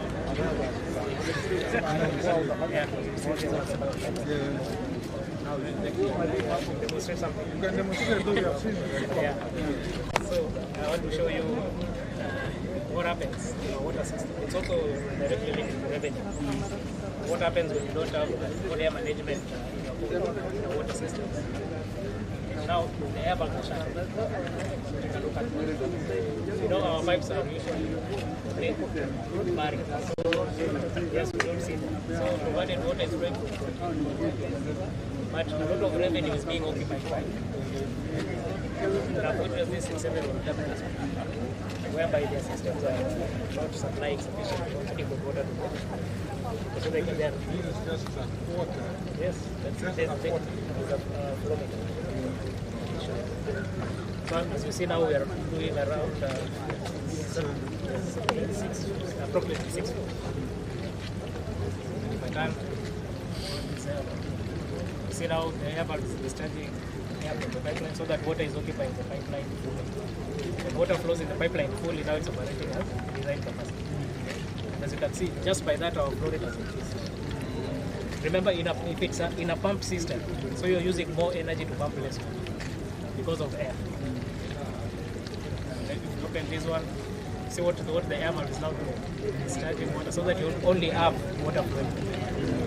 And you see our flow rate is. Any volunteer? This side. Yeah. Okay, you see, the system is now operating at design capacity. What is that? We've just discharged air from the system, but we have saved on energy. Okay. Now even the pipeline system now is supplying water according to design capacity. Thank you. Thank you. Thank you very much. Thank you. The last one. Yes, This is first one. Yeah. Good afternoon. Afternoon. Yes, my name is Linda Guada, and the Water Sector Trust Fund. We are a parastatal under the Ministry of Water, Sanitation and Irrigation. Our main mandate is to provide provision, conditional and unconditional grants to the counties, and we work with most water service providers, and we are present in all counties. We have 4 investment programs: rural investments, urban investments, and also resource-based financing. So in terms of the theme for this sector, which is non-revenue water, we have Julia who's going to just give us a brief on what we're doing in terms of non-revenue water. Welcome, sir. Water Fund is doing a number of interventions to help the water service providers deal with this issue of non-revenue water. First of all, we are supporting them with meters, buying for them new meters, and also helping them in installation so that they can deal with commercial losses, especially coming from those faulty meters. And also we are supporting them in replacing those the old infrastructure, especially the pipes, so that they can be able to have the pipes that are not also replacing the infrastructure, so that never happens. So our CEO will begin to work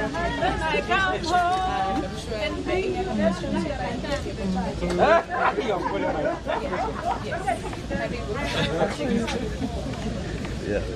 Okay. Get the sign there first.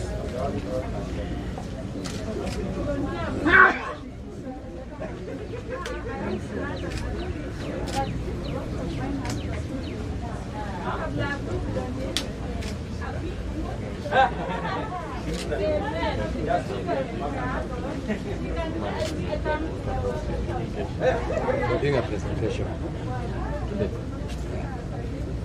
So whatever the just written water is efficiency, suppose irrigation water is efficiency.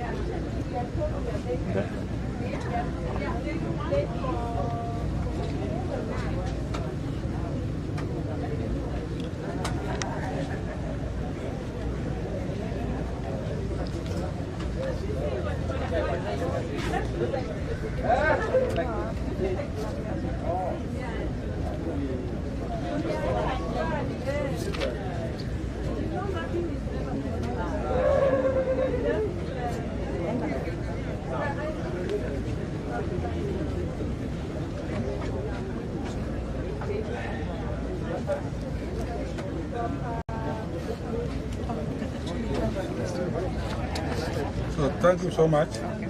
Thank you so much. Thank you so much. You get the secretary sign.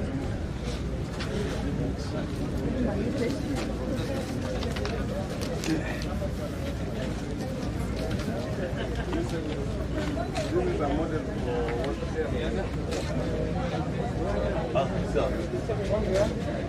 We have water carrying here.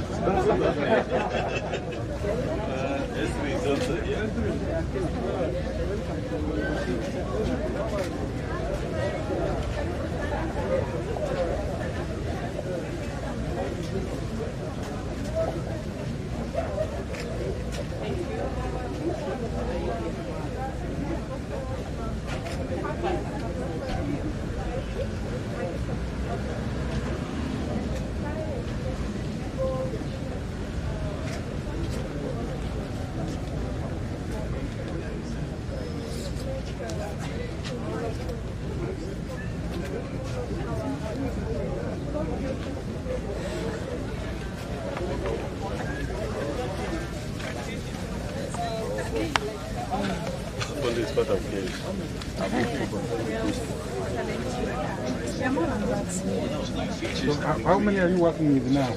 Are you partnering with now? I think the main client, our main client now we're working with is Nairobi Water. Also having apart from that Nairobi Water.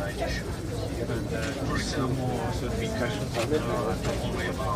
These are really Nyeri Water, and these are some of our WSPs who are really invested in the technology and seeing the value of Nairobi Water are actually now taking it even to the field, managing the field workforce, having the field collection apps. They collect the data real time back. Yeah, so I think that is the same thing that is. So you are seeing them update their maps? Pardon? You are seeing them update their maps? Yes. So updating the maps and doing, apart from just updating the map, and also doing the real data collection real time. So we are able to predict all But that. why are the consumers in Nairobi, majority of the consumers in Nairobi are complaining of exaggerated bills? Well, that's interesting, but from the technology point of view or from the technical point of view, it could be that the last point of the mapping, so the mapping is that way, so the last point is where you map up to the meter point.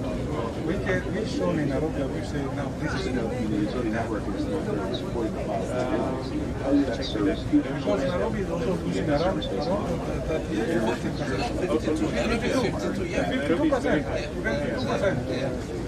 So 52%. Yeah. Because all the media, other issues like legal elections,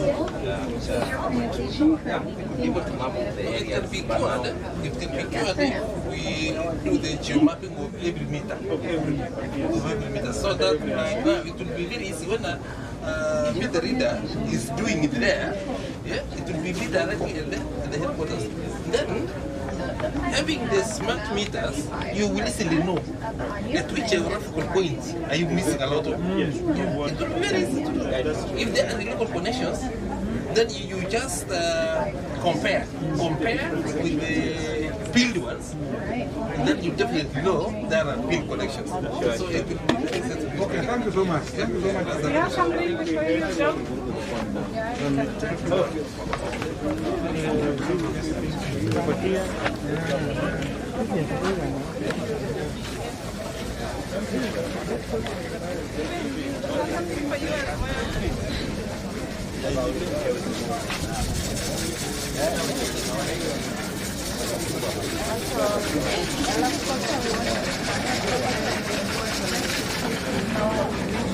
Water is standardized, and we have the quality master. Yeah, these are some of the. What is all to do with non-revenue water? What we are showing is the map of quality, the different Oh, map of quality. Oh. Because they're all consumers. But yes, we have the focus on products that are used with the wet water element. Yes. Yeah. So we have all these ones. This is a butterfly map on all the reference products. It's called the relation map. And then we have the diamond map of the element. But we have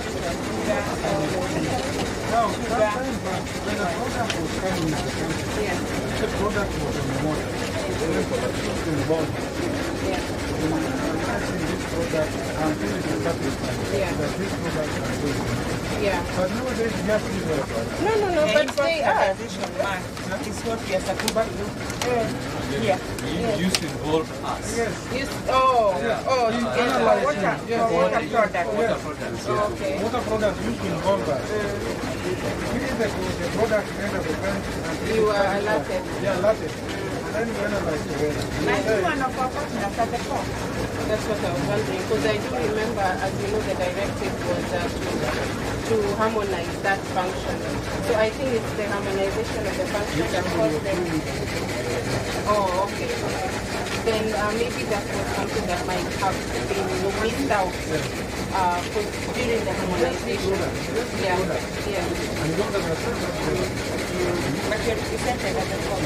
That's what we said. I think during the harmonization of the function, maybe that element was missed out. So I think that's something that can be highlighted to incorporate it back. Because of course, the partnership is already present. When you know the certificate from the from Yes. And then go continue now with whatever it is doing. Yes, it's true. Yes, no, I feel it's the harmonization element that kind of brings that out. But thank you so much. I can tell you.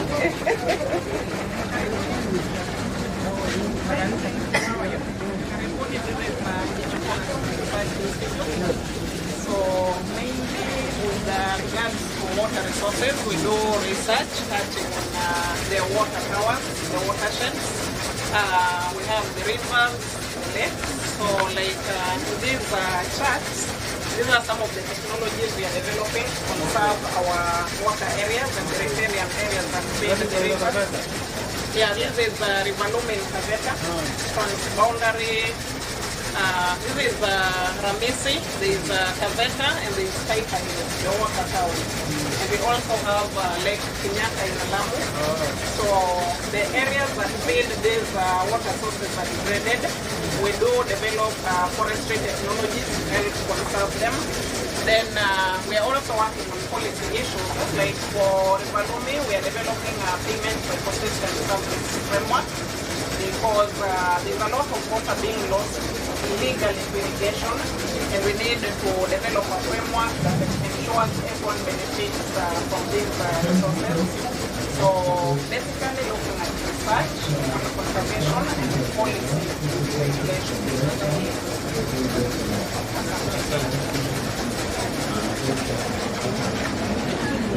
Hello. My name is Patricia. Research, training and consultancy. Karibu sana. These people, my colleagues, will guide you on how we do the non-revenue management. Karibu sana. My name is Hassan. I'm Kenya, from a student from Kenya Water Institute. Here we have some equipment we use to detect the, can use to detect the leakages in our water system. So, in the first place, we have the meter here, meter detector where we can verify the, the meter. It's a portable. Which type of pipes? Any kind of pipes. Any kind? Any kind of pipe. It's a portable where we can use them to verify the leakage, the meter error in our customer. It's a customer sample of customer meter error. So we can use the to verify whether it has got underrating or overrating. Then here we have the water detector. And then here is the listening stick. Okay. Good. Good. My name is Peter. I'm a student in Kenya Water Institute. Welcome to the water quality test. Now, this lab that helps us to see the reduction of the non-revenue water. If there is a agreement between our water utility and a client who claims is using our water without our notice. So the water quality lab comes in by testing this water. This is a calorimeter that is used to measure the residual chlorine.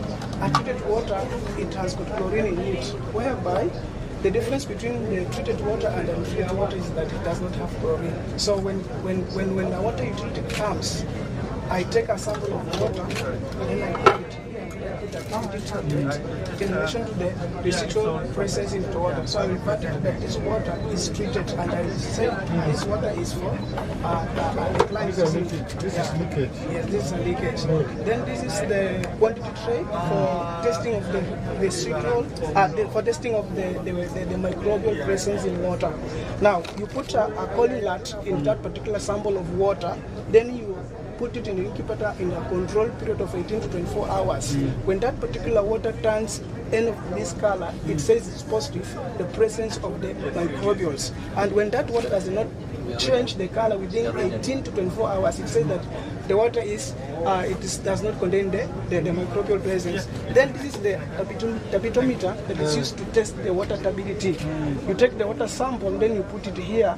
Then this one is automatically tested. Then you press the button, it gives you. When the water is clear, then it means that water is free from the endospecific matters.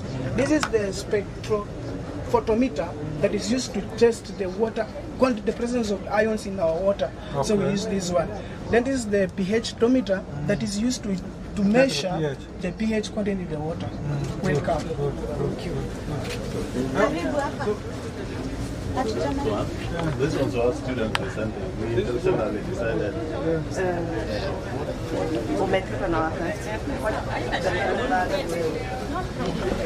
There's a problem. When you're given an opportunity, make use of it.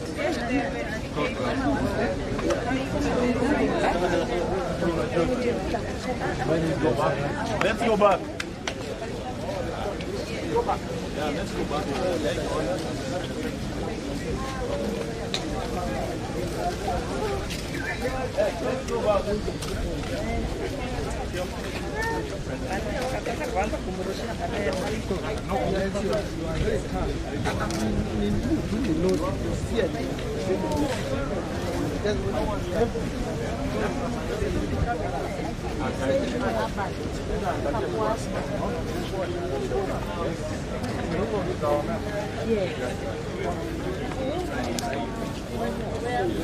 And then you want to go down.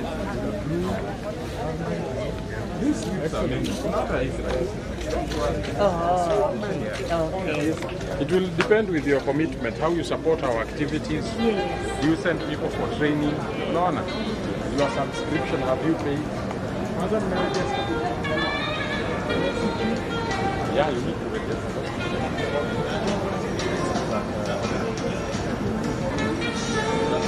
Depends on the turnover.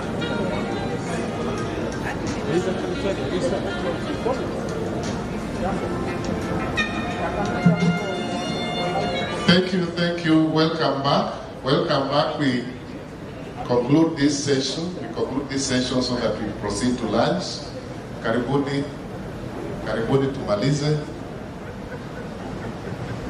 Asante. Karibuni tumalize haraka haraka na tuende lunch. We have a short session from JICA. We are told JICA is about to take a plane back to Nairobi, so we want them to present so that we get from their presentation. Asante.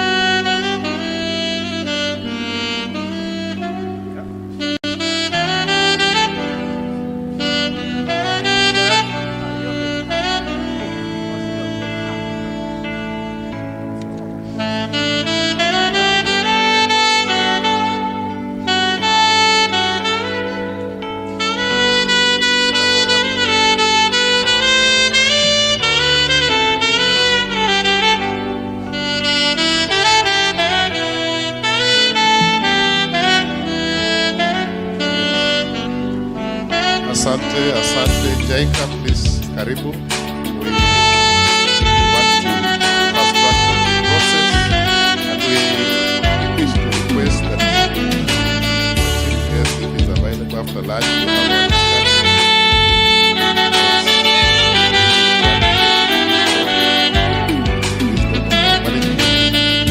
Asante. I think we shortened our lunch. Once we have this presentation, we can make the announcement so that we benefit more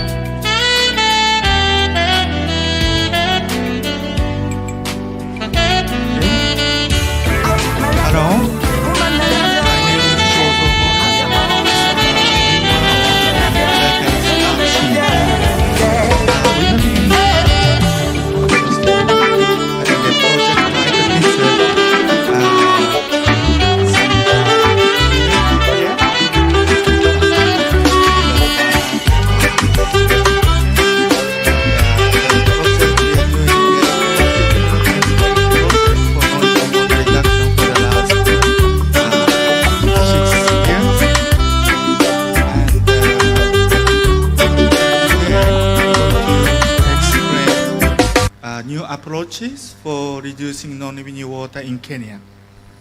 Right? Could you, next slide, please. Okay, so first in this presentation, I'm going to explain why I'm sharing our experience. And to grab your attention, I will show our result. Okay, and then I'm going to compare the old approaches of previous project and the new approaches of this project. And since the project is ending quite soon, okay, I will leave some last words for Kenya. Okay. Next slide, please. Okay, so this project is actually second capacity development project for non-revenue water reduction in Kenya, supported by JICA. And we are adapting new approaches different from the first project. And in this project, JICA experts have been dealing with 8 pilot WSP and Kenyan institutions, including Ministry, WASLEV, KOE, and WASPA. Right? So we are hoping that Kenyan institution learn a lot from the pilot WSPs and spread their good practice to other WSP in Kenya, and also hoping that the Kenyan institution also can take some role in spreading good practice over other countries. Okay, next please. Okay, so in the beginning of this project, we found that a lot of WSP are doing non-revenue water reduction in an ad hoc manner, often without clear plan. Sometimes just the manager say, do this and do that without clear planning, and the staff running here and there according to what manager said. So sometimes it could be sometimes effective, but often I feel it's not so efficient. So we helped the pilot WSP to establish plans every year with a lot of consideration and participation from the staff. And then we help them to actually implement. So our target was the main project target was to achieve high completion ratio of planned activities. And we thought at least 6 WSP, continuously reach 60% or more in their completion ratio for 2 years continuously, then we can call it successful.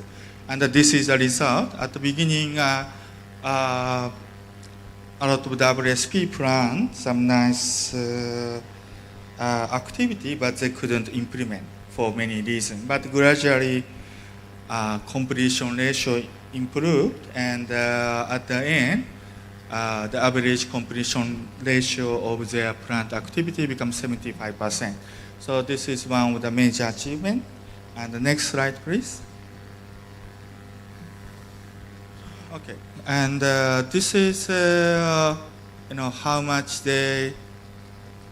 I think my picture maybe not necessary. Thank you. How much non-revenue water they reduced overall. So some WSP significantly reduced non-revenue water, and but some WSP have some difficulty to reduce dramatically. Yeah, but I think considering this result, this is like a baseline non-revenue water ratio, and there then current non-revenue water ratio and how much they reduce, and it lists how much revenue increase they have each year. And considering that we are targeting basically entire service area, not just a small pilot area, this kind of achievement like 7% reduction, 5% reduction, in case of Blue Georgia, it's 20% reduction. Now, partly because before there's some, they have been doing a lot of overestimation and of build consumption, and once we find out and they start fixing, when they fix the overestimation on build consumption, non-revenue water ratio went up, but after that gradually it went down. So that's why the Georgia especially have huge reduction of non-revenue water. Right, and then I hope this one grab enough attention. Yeah. So let's explain. Let me explain how we have done it. Okay. Next slide, please. Yeah. Before explaining what we have done, I have to explain what we used to do in the previous project. Okay. In previous international non-revenue water reduction project I was involved or I have observed, often that we concentrate on small area, small DMA, maybe could be containing several hundred to 1,000 customers, rather small. And spending a lot of manpower and money into that area. And after pilot project, it's become very difficult to expand. Partly, you don't have a lot of manpower or money to expand such an intensive activity, right? And also, in other case, in international project, we sometimes ask WSP to establish nice water balance table. And in the table is, this is an example of the table. And this is from, I think, from Eldred. And one international consultant tried to establish water balance table. And at that time, non-revenue water ratio is 41%. And in this trial, actually, this is not the final data I think reported officially, but this is the initial draft, and it says among this 41% non-revenue water ratio, only 0%, it says 0% is illegal water use, and 1% is meta accuracy and meta and data inaccuracy, right? So, and most of them say they said physical loss, but it doesn't represent the actual situation at all. So it can be very misleading. Like to establish this kind of water balance table, you have to estimate commercial loss very well. But if your WSP are not dealing with commercial loss very well, probably you won't be able to establish and estimate commercial loss very well at all. So, this case they underestimated commercial loss, and then what happened? If underestimation happen like this, then utility will start neglecting commercial loss, although the commercial loss is huge part of non-revenue is commercial loss. But this kind of study, mislead, and then you end up spending a lot of time for, difficult leakage detection and end up not having much result. So also like this kind of pilot project is also very confusing because in Kenya, the non-revenue water ratio fluctuates seasonably, like during the dry season non-revenue water goes down. So even what you are doing is not very good. Still, if it's a dry season, maybe it go down, and you believe that what you are done is working. So, so because of those issues, usually expansion of effective activity to other area won't happen. So, there is no sustainability there. And also this kind of problem, this pilot area approach often concentrate on physical loss reduction, and this one often neglect the commercial aspect. And then there can be a division. Like a commercial department have to help technical department very well, but they say, okay, non-revenue water is mainly technical problem. They stop working together, and you will never reach low non-revenue water ratio. And also this kind of intensive small area activity, you don't have enough budget to expand that such activity. And also this,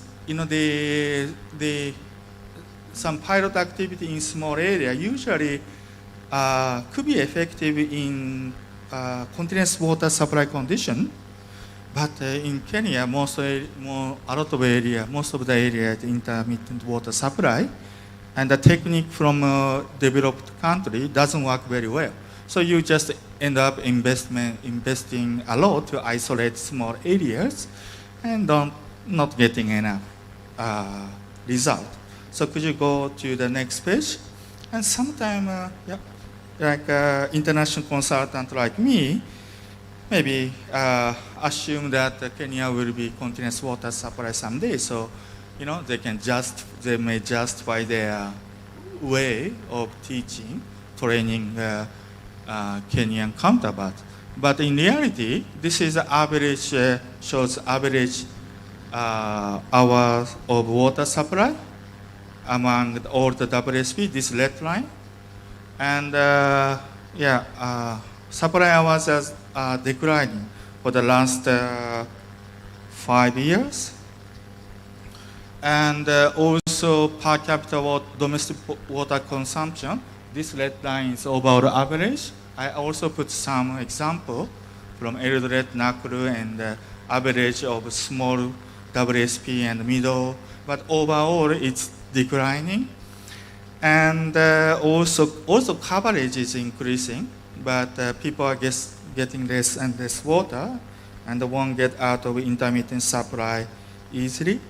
And the very other difficult thing is when you check that domestic consumption per connection, the reduction is very significant. So from each connection, you can collect less money in the future, right? Because per capita domestic connection is getting less and less. Maybe you can get more from a big customer, like commercial customer. From one connection you can collect more. Yeah. So like investing domestic water meter, maybe doesn't make very much sense, right? You buy expensive water meter and do pilot project, but now the situation is changing. So could you go to the next slide? Okay. All right. So you have to take approach which suit Kenya. And okay, if it's a continuous water supply condition, you can, for example, to check leakage, you can check minimum night flow. Nighttime, usually the flow represent leakage to some extent, because nighttime we assume not many people use water, so most of the flow is leakage. And we can do step tests where measuring night flow, we can close the branch one by one and check which branch have more leakage. But those technique doesn't work very well. Also, in our project, we do this technique a lot for capacity development because this technique, include a lot of, use a lot of different technique. So good for capacity development. But in reality, it's kind of difficult in most of the WSP to still adapt this technique because of condition, water supply condition. So you can, if this technique cannot use, you can use house-to-house listening survey using this listening stick, this kind of listening stick. You can check the leakage one by one, checking the service connection one by one. That is the most effective way. You don't have to isolate the area, So if you don't have to isolate the area, why sometimes international, agencies insisting to isolate a small area, as a pilot project? So so you have to be careful, right? And also, if under the intermittent supply condition, often non-revenue water ratio fluctuates a lot. So when the air comes into the bulk meter, it over-register. So non-revenue water fluctuates. So just this Kenyan condition create a lot of problems. So you have to deal with those specific Kenyan problems rather than imitating what the other country do. Okay, so next slide, please. Okay, so this is the approach we come up with. So first, every WSP should have some vision, what kind of activity, they can do, depending on their current level. So if somebody said, okay, you have to establish a detailed water balance table first to decide what kind of activity you will do, then you never be able to decide because establishing water balance table is very difficult. So I will show this table showing recommended activity for different levels later. And also second point is the WSP have to establish yearly PDA cycle, like a planning, assessment, planning, monitoring, review. And then we said then you have to establish monthly universal non-revenue monitoring. So you have a long-term vision, then create a yearly cycle, then you establish the annual monthly monitoring system. Under this monitoring system, you can do different activity, and you can see how your activity affect the key indicator, key monthly indicator related to non-revenue water. Right? So, and those are the activity I want to explain today. And also, the free GIS and data collection software would help you a lot to improve the efficiency and the effectiveness of your activity. Right? So the point is,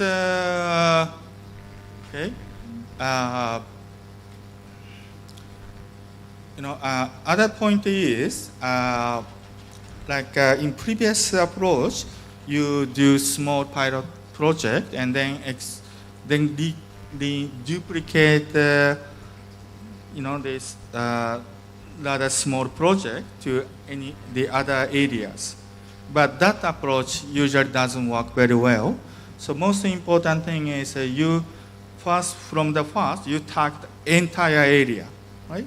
And some area they need a special technique to reduce non-revenue water further. Some distribution zones have special condition. Those areas you can apply additional activity, and maybe some smaller DMA may need more, special attention. So basically, you tackle entire area, and then you find that the focus area you have to focus more. So gradually going to a small area. But so that's kind of approach you have to take, right? And could you go next one? Next. So this is the table of recommended activity for different level. So this is just to give you general guidance. This is developed based on discussion with 9 pilot WSPs. So I think it's suited to Kenyan condition to a good extent. So this table is will be in the revised non-revenue water management guide of WASRE. Okay. Next slide, please. Okay, and as I explained, the next step is establish annual PDC cycle.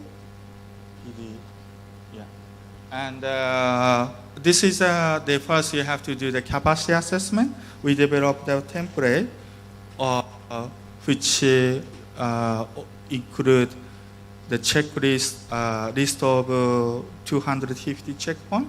When you go through the checklist, you can have this kind of assessment result.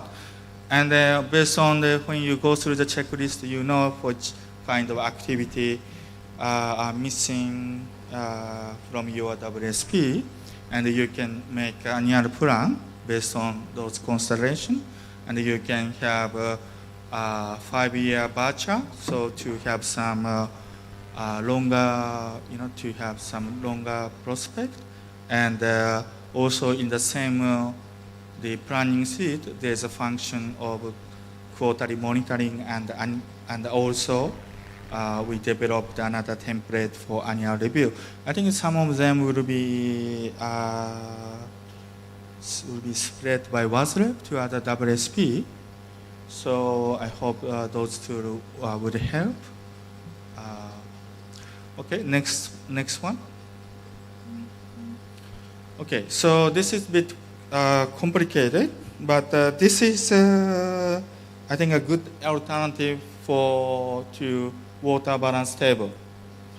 Right, so we call it universal non-revenue water monitoring sheet. Okay? So here we using the 3 data: total water supplied volume, total billed consumption, and total annual amount of billing in Kenya shilling. Those 3 data, we created 7 indicator, and we put them all in the same graph and check how they interact. So from there, like when the non-revenue water goes down, and if the total billed consumption is going up, maybe the countermeasure against commercial loss reduction is working very well. And for example, if that average tariff goes up, then maybe most probably you are targeting large customer very well. And if your countermeasure against physical loss is going well, probably the amount of water supply goes down. So, you can compare, you can think about what kind of activity you have done for the last month, and check how those indicators react. So from there, okay, which countermeasure is working and which is not, right? So sometimes when the bulk meter is faulty, this non-revenue water ratio fluctuates like crazy. And so it's not so easy to establish this monitoring well, but this is, I think, one of the very important tool you can use. Right? And next, please. And next slide. So if you have a different distribution zone, you can apply the same kind of monitoring to all the existing zone. And next slide, please. Okay, but in case of Ruiru, they have established 19 DMA covering entire service area, and it was kind of difficult to use the same monitoring technique. So we developed a different monitoring technique. So we are using the ranking in terms of non-revenue water ratio, potential revenue loss, and the percentage of estimated billed amount and average tariff. So from here, we can target for some some DMA have high rank in percentage of estimated billed consumption, they need more commercial loss reduction measures. And also by using average tariff, you can target the area where large customer exists efficiently. Right. And also for technical aspect, also we consider which area is intermittent water supply, which is considered which area is continuous water supply to to come up with a strategy of or prioritization of the DMA to deal with. Okay, next one, please. So once you establish the monthly monitoring system, you have to define the activities. And what I recommend is you should have some focus on the analysis of billing and the meter reading data. So usually, the most of the people, those data is kind of black box. Data is in your billing system, and nobody have cross-look. But if you dig the system and data, you will find a lot of problem. Right? So, for example, of course, sometimes those system has limited function, and also, sometimes a lot of commercial customer is registered as a domestic, so you are not getting, applying a higher tariff and losing money. And also,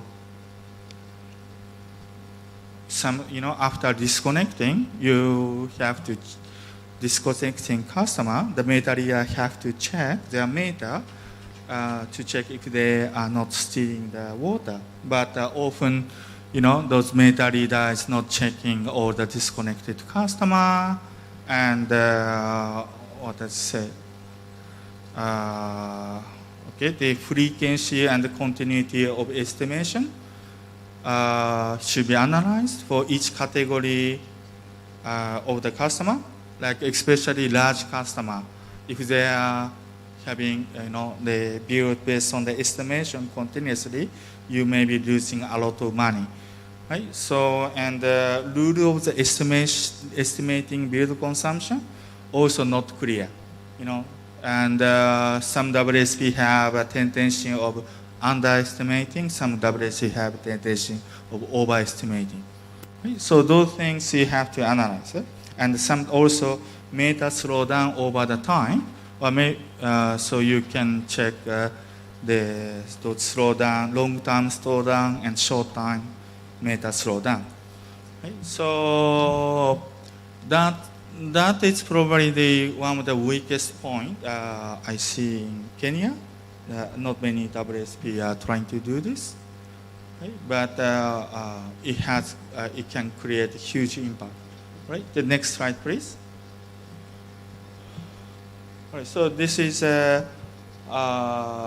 different analysis of billing and meta reading data we did, right? So we are checking based on the the account status. So how much disconnected the customer billed, or and often data in your system is not updated, and sometimes losing, not sending metadata enough to the field. Okay, and the other one, this one shows the frequency of estimating build consumption, and by customer size. So you can see, if large customer, you can see here. If large customer having a lot of estimation, it's a big problem. So, you can check the current situation and develop your strategy to deal with. Next slide, please. And this is analysis I did for long-term meta slowdown and checking meta size. Yep. And also we did some analysis before and after some activity. Right? So next slide, please. Okay, so but the most important, sometimes just analyzing doesn't make much difference. You have to act on it, and one of the most important thing is monthly action. It says monthly joint action against anomaly around meta.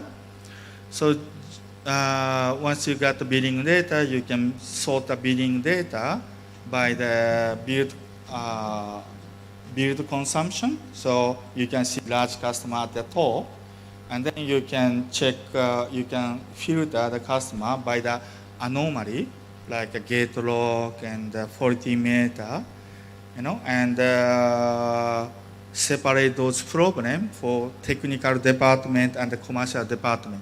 Sometimes technical department work on the problem, but the commercial department, after creating this, they finish, after finishing reporting the problem, they don't act on the problem. So it has to be really every month the action have to be taken, both technical and commercial department. Okay, next slide, please. Okay, so regarding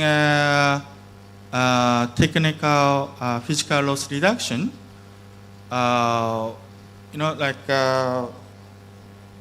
lot of WSP has surface leakage.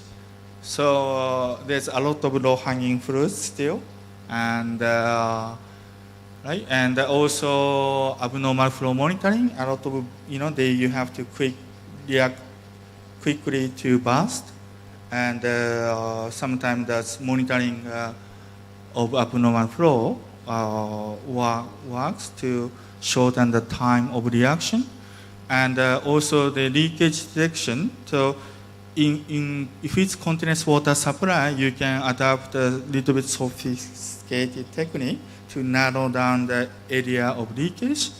But if you are under intermittent supply condition, you can just start checking all the service connection. Maybe like a meta reading zone. You have meta reading zone, I think. So one by one, you can cover and check how many service connection is leaking. Right? So that is a very simple activity, but most of WSP doesn't say, and complain that your network is old. So if somebody, this activity, even you cannot isolate your area, you can do, right? So if somebody complain that my network is old, that's why we cannot reduce, you have to ask, have you done, the house-to-house leakage survey, right? So that kind of the activity we have been promoting. In case of Eldred, I think 9% of service connection was leaking in some zone. 9% is huge. Many of them are leaking from gate valve. Yeah, but also we find a lot of underground leakage and surface leakage. All right, next slide. And also the other difficult matter we have to deal is the zoning. Okay,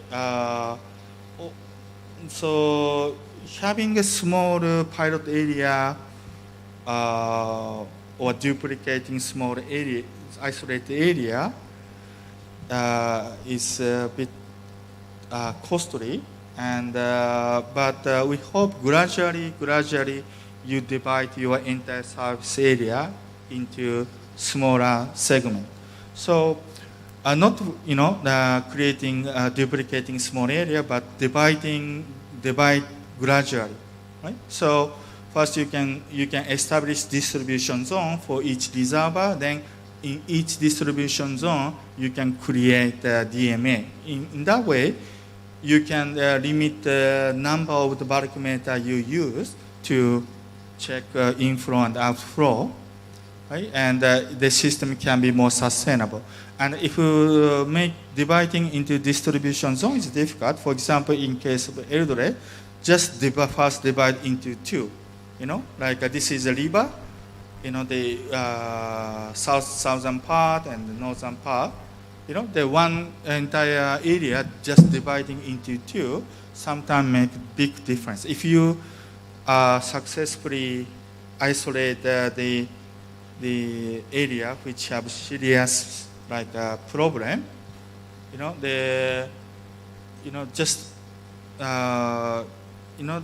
which may create a huge impact, so don't just instead of focusing on small area, just widen your site and try to divide one whole area into two, and from 2 to 3 gradually. So that way you can get the biggest benefit from zoning. Right? So next one, please. All right. So last 5 years, there have been a lot of new free GIS and data collection software coming up. So I believe this is the best combination you can have for free. So you can develop the GIS and upload into the cloud, and your field staff can download the data and make modification and then upload into the cloud, and the GIS operator can get the edit. And it's amazing, now, especially this software, QField Cloud. Before this program, there's some difficulty, but now you can do so many things with this software, So, okay. So next slide, please. So this is how this system, the combination looks like. So from GIS, upload into the cloud, and each field worker can download the data. Yeah. So next slide. I think from here, I'm actually water engineer, but I'm also GIS expert. So I put some technical tip for GIS officer. Could you go to the next slide? Next slide. Okay, and next slide. Okay, next slide. Next slide. Next. Next. Okay, so at the end of this presentation, the final slide, I put my email address. So if you want to have this presentation, I will send you. So if you are interested in like a free GIS solution or other technique we are using or approaches, please let me know. And so because the project is ending, let me leave some final word for Kenya. So what I thought is a lot of international project is supply driven, right? Maybe some technique worked in other country and they bring those technique and try to enforce you to use. Maybe even the technique we developed here, maybe it's good for large WSP like a pilot WSP, but for small WSP, maybe it's too much, right? So important things is we have to have a technical cooperation based on the cross consultation. So not just the trainees, but also trainers have to develop, including me, our capacity to properly address non-revenue water issues, because the situation is very much different from one WSP another. No? So although we are creating a lot of template, but it has to be flexible. And the money and the time is limited. You have to find the best, the measure good for your WSP. So to do like a cross consultation, you need a broad range of skill, including ICT, GIS, hydraulic analysis for zoning, Excel formula. You have to know about Excel formula very well for analyzing billing data, and you also have to know how to do leak detection.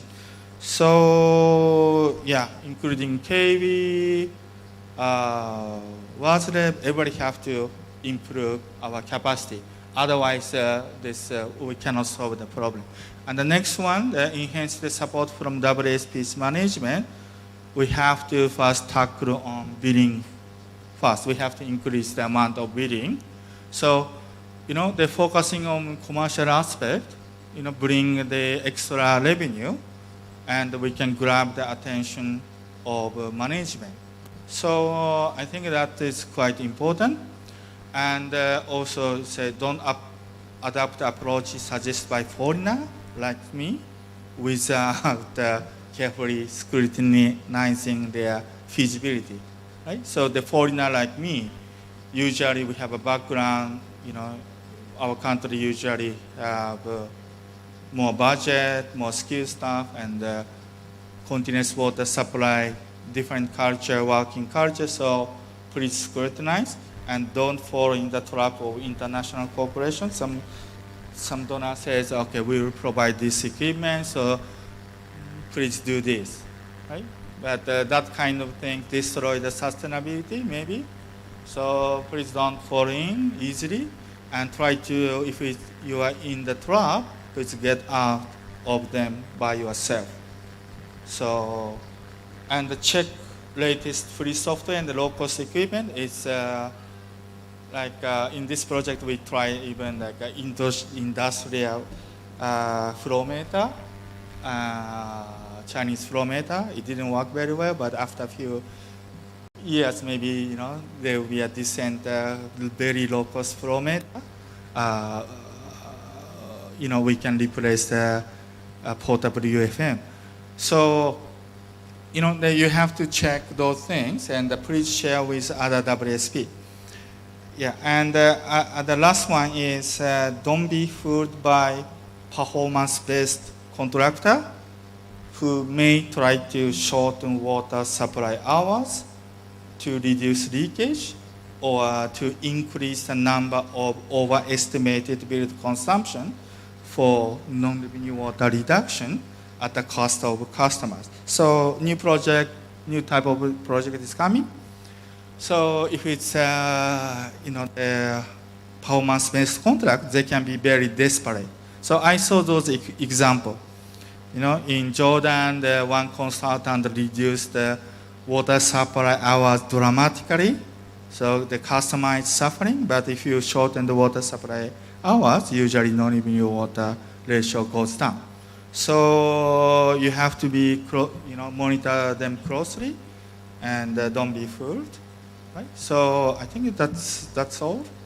Could you, next slide, please? Okay. Good luck for your non-revenue water reduction. And if you have any question or suggestion or request for this slide, please send the email to my account. Right? Thank you very much. Sorry for long time.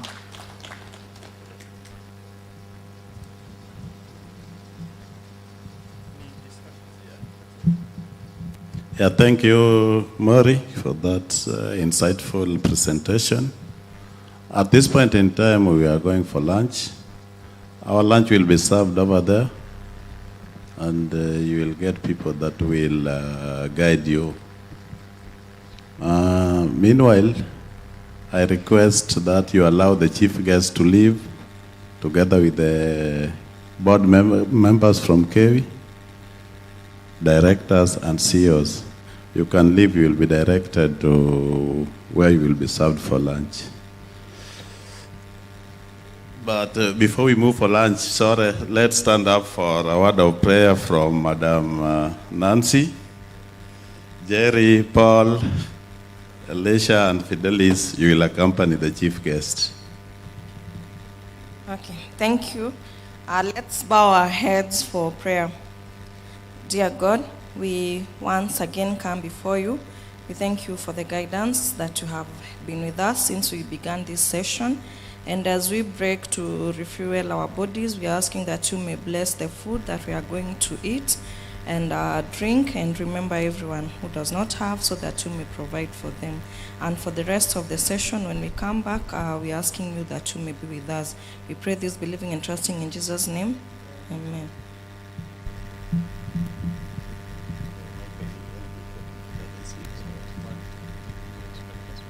Oh, sorry. We are coming back after 40 minutes, and that one is, we are expected to be back here at 3:05. The lunch cards are available at the desk, so let's go and pick them.